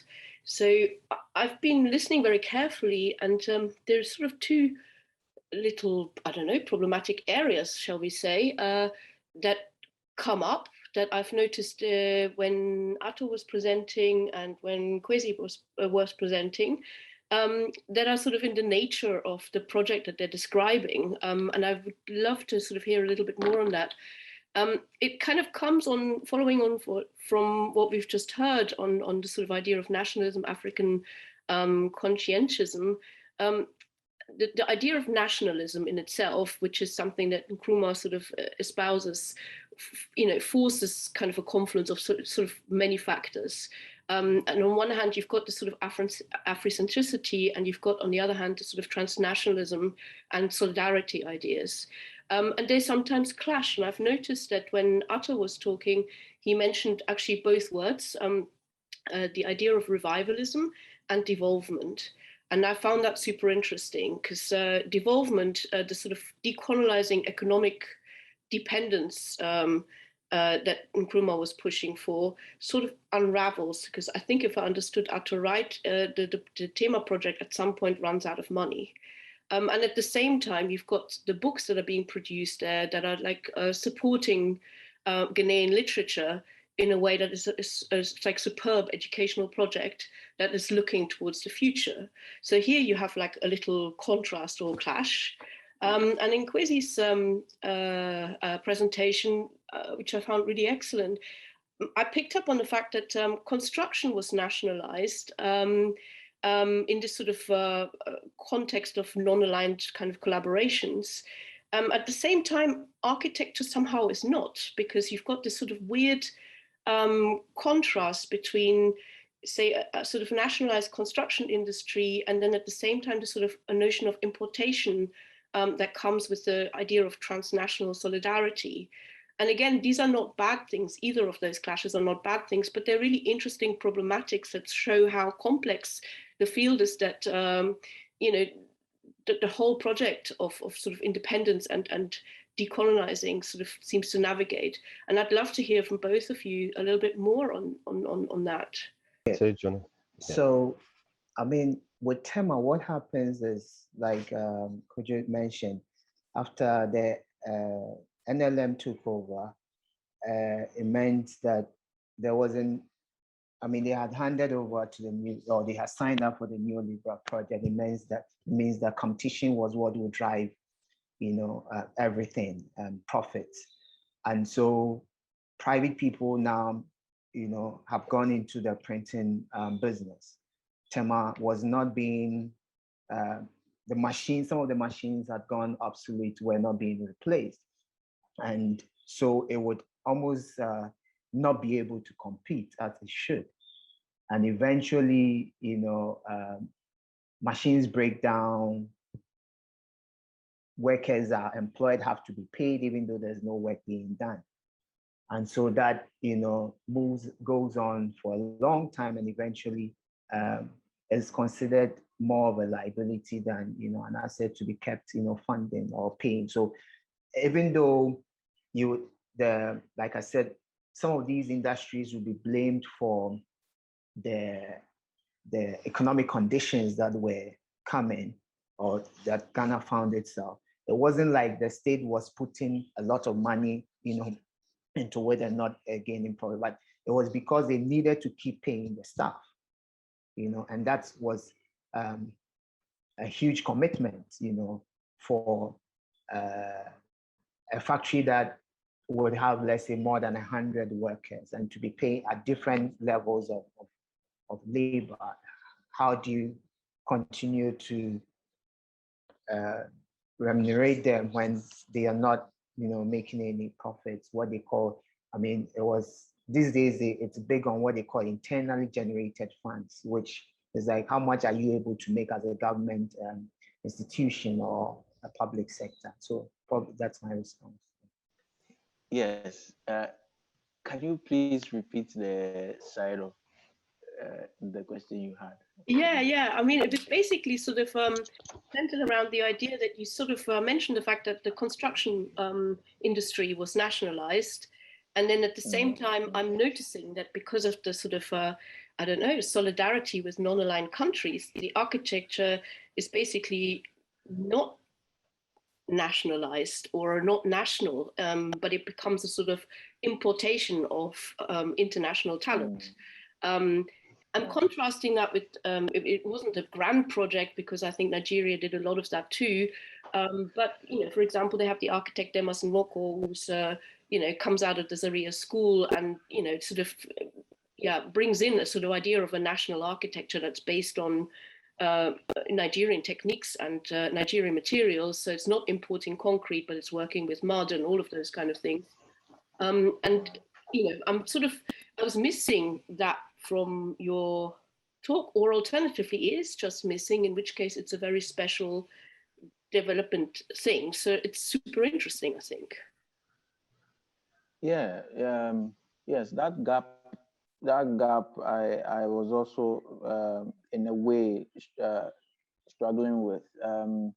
It's one of the things I noticed that Lucas Stanek, for example, raises in his in one of his texts. I think Socialist Architecture. Yeah, he raises that, and he, you know, the project was beset with a lot of contradictory elements, or, you know, facets, but somehow it kept running. It's one of the things I'm also trying to wrap my head around, which I haven't yet figured out fully.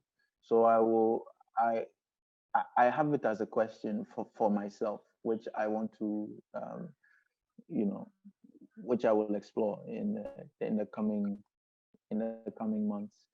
Thankfully, this is it's a long-term research project, so it allows us, you know, that that space to do that.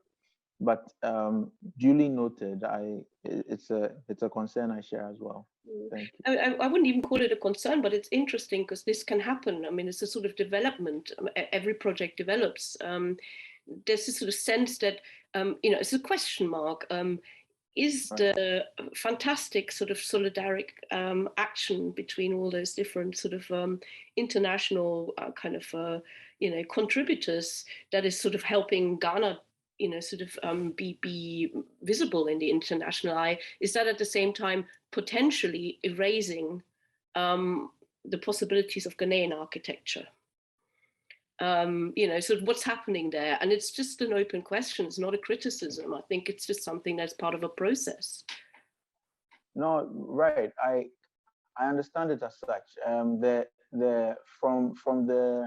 think part of Nkrumah's strategy with the negotiations of technical assistance was to develop local human resources, and another thing, as much as learning from external sources. So it was a two-way thing, and I think it was, as a young nation, that was just about to venture with this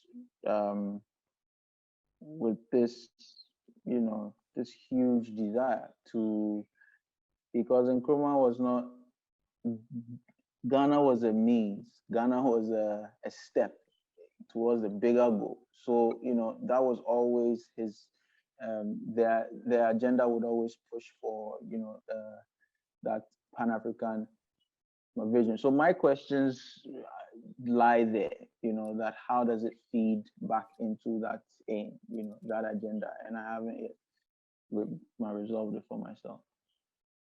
Yeah, absolutely. Oh, thank you so much. I mean, I don't know whether it's in any way helpful, but just to sort of contribute to the sort of pool of literature that's being suggested here. I mean, it's a Nigerian sociologist, Claude Ake, kind of wrote a very brilliant book in that period, Social Science as Imperialism, talking about the sort of third world dependence in a very critical way. I'll just sort of put that up there as a way of thinking things through, even though it doesn't directly relate to what you're researching, but it might be helpful. So. Thank you. Thank you. I have another question, which maybe you touched on in your presentation, but excuse me if I passed over it.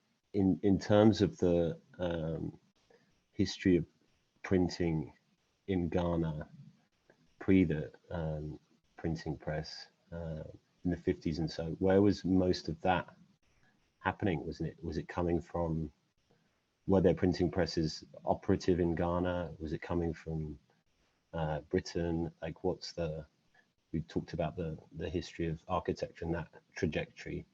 Can you locate at all the kind of history of printing and printed material? And I suppose another related question, which relates to what B was saying, and I don't think you can answer it because the books are not known, but I wonder, is it just Ghanaian educational literature material that's being produced there, or are there other collaborations, exchanges that's happening at the level of printing that could be somehow traced back to the printing house? Yes, with regards to the history of printing, it's not something we've dug in deep with this particular research. But then on top of my head, I know that the Basel missionaries, the other missionaries that were in Ghana were printing. I don't know if it was being printed here or it would be printed from, because they will print the Bible, they will translate the Bible into other local languages and print them and have them, distributed here. And so, but one thing that was certain through the research is that for most of the textbooks that were being used, were being brought from the UK. It is also to understand that we're also using the UK's system of education. So then it was the same material that was being shared with boys that were going to Infanzipim or Achimota. Of course, this would be something that other teachers that would come would, struggle with, or fight against. I don't know if the word to use is to fight, but are questioned. Looking at how to develop an African-centered content for education. Of course, that's maybe when we dig deeper into the kind of books that were being printed in the printing press, some of these other things would unveil themselves.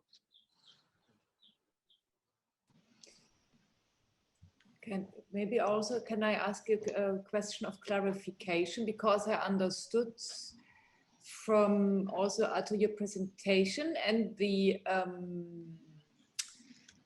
report in the architecture journal that the printing machines, I mean, came from Leipzig, or maybe not. Maybe I misunderstood that. I mean, the architects were like engineers in the construction of the printing house, but I understood that the printing machines, also part of them, maybe, but maybe I'm wrong.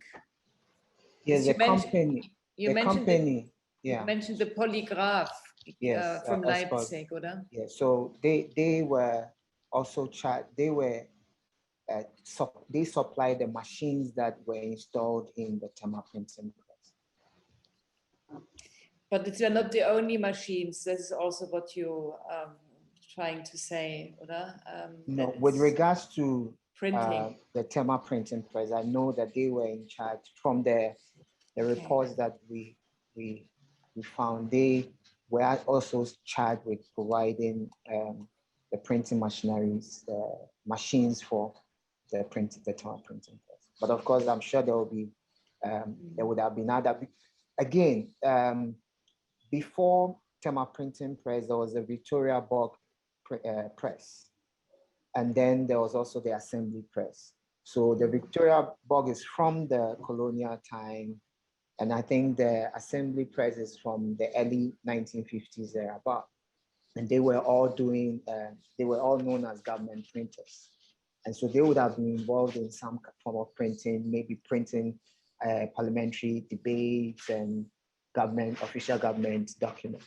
But the Tema Printing Press was tasked with producing or printing, publishing textbooks as part of the agenda to distribute free textbooks, which was also part of the larger plan of increasing the numbers of people within school and education as well, in general.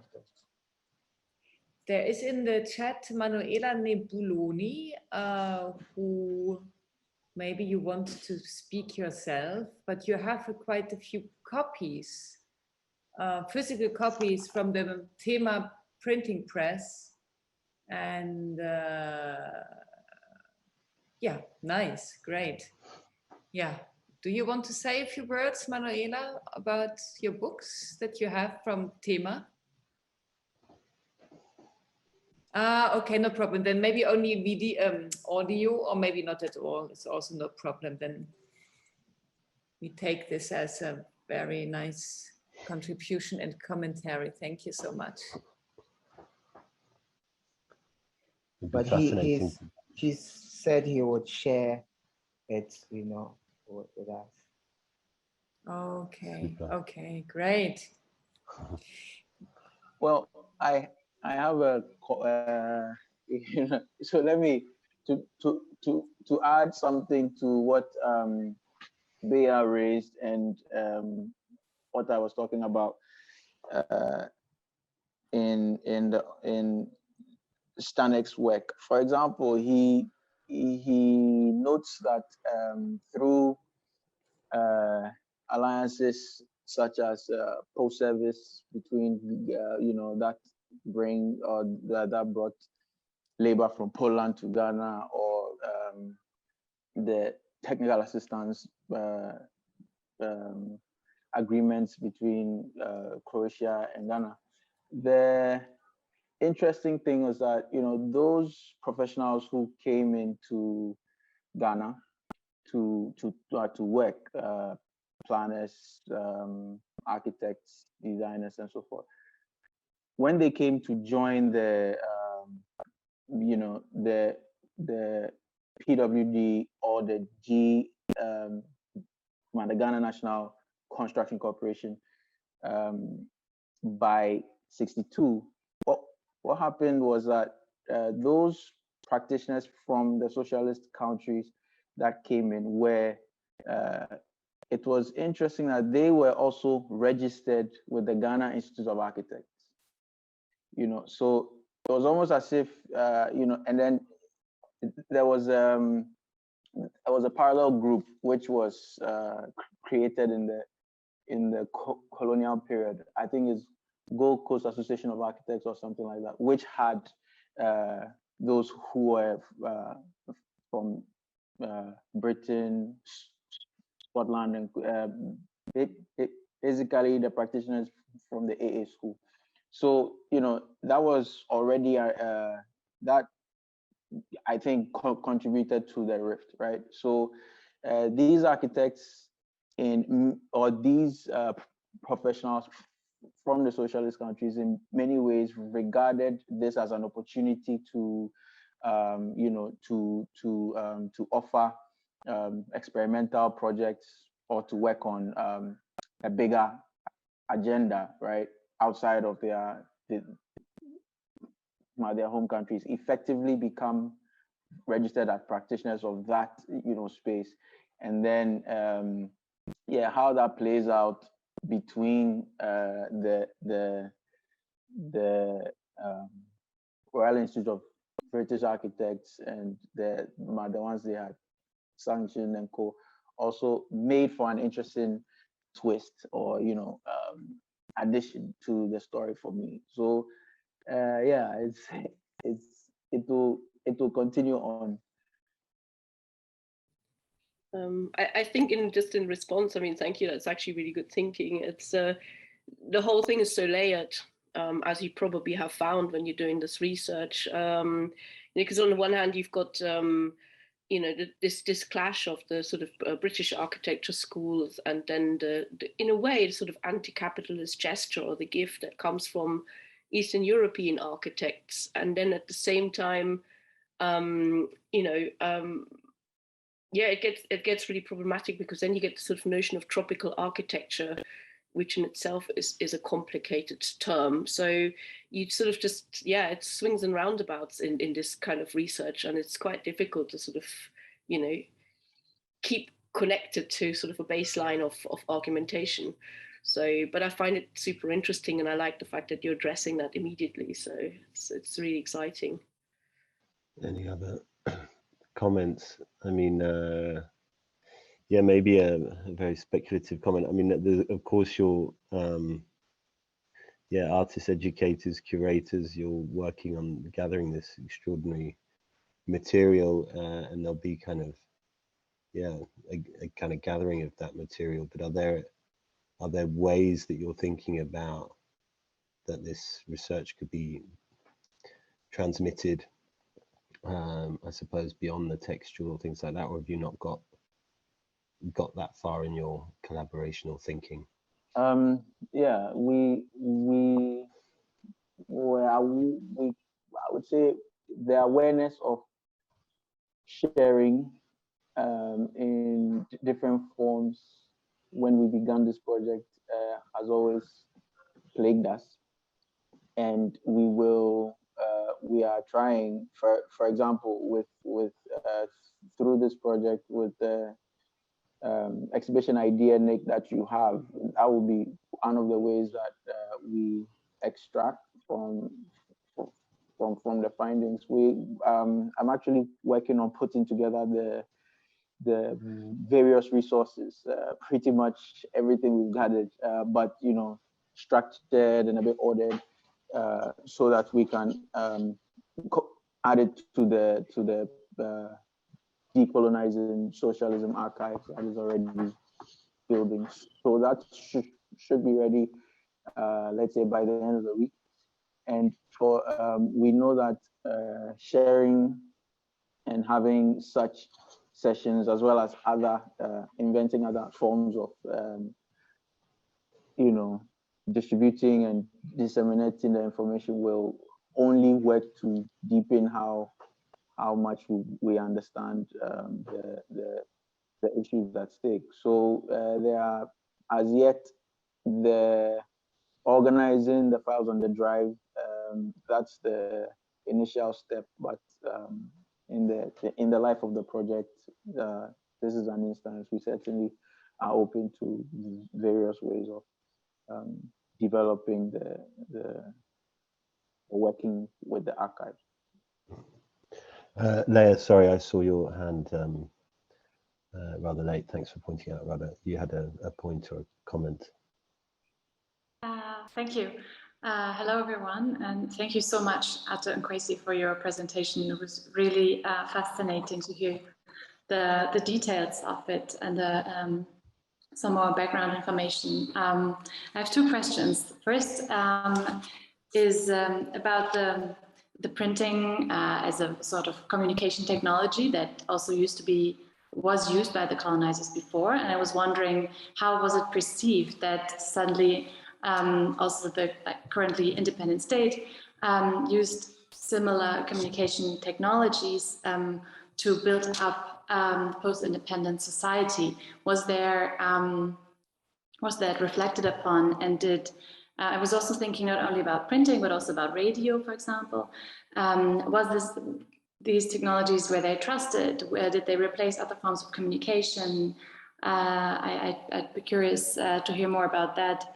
And the other question is related to this aspect. You talk a lot about the various architects and engineers from both the East and the West that worked in Ghana at the time, but also particularly at Tema. And I was wondering how this aspect of maybe even, was there an aspect of competition between architects from the East and the West? Sometimes maybe also moments of cooperation, especially because in Tema, this very small town development, there were so many actors and agents from various backgrounds working quite closely together with the Doxiadis architects from Greece and Soviet engineers also building houses, and then which role played the printing house in Tema itself, then offered by the GDR. I was wondering if you found out something about this aspect of maybe competition, cooperation between architects and engineers from the East and the West. Okay, no. Okay, I'll just come in before I do that. I want to make a comment about what I learned from Nkrumah's attitude to emancipation. That particular, it's almost like what we tend to call radical immanence today, such that you take what,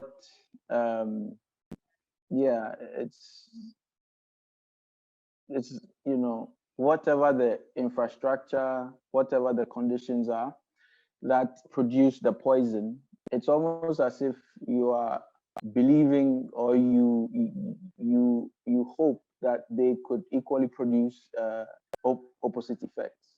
And so Nkrumah, in how he approached this radical vision of independence and emancipation, I think, was that appropriating existing structures, systems, methods, and then almost redirecting them towards egalitarian ends. And this is also, I think, where he struggled a lot, because then it's about inventing from what already exists, and that attitude to to, you know, realizing or creating new possibilities is really profound for me. So that's where I understand your question in leading, but the details of it, Ato can help us with.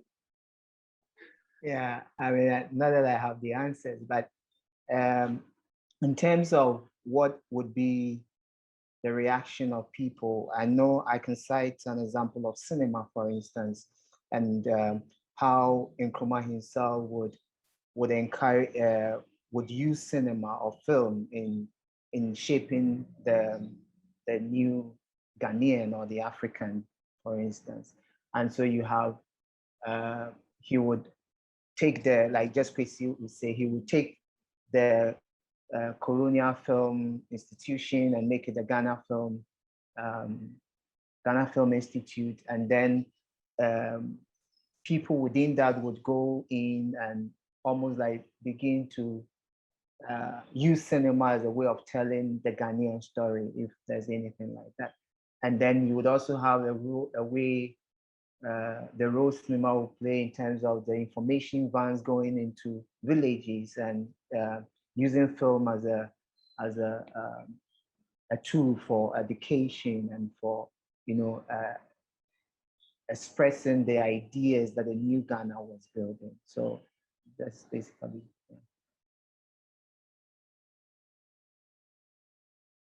Thank you.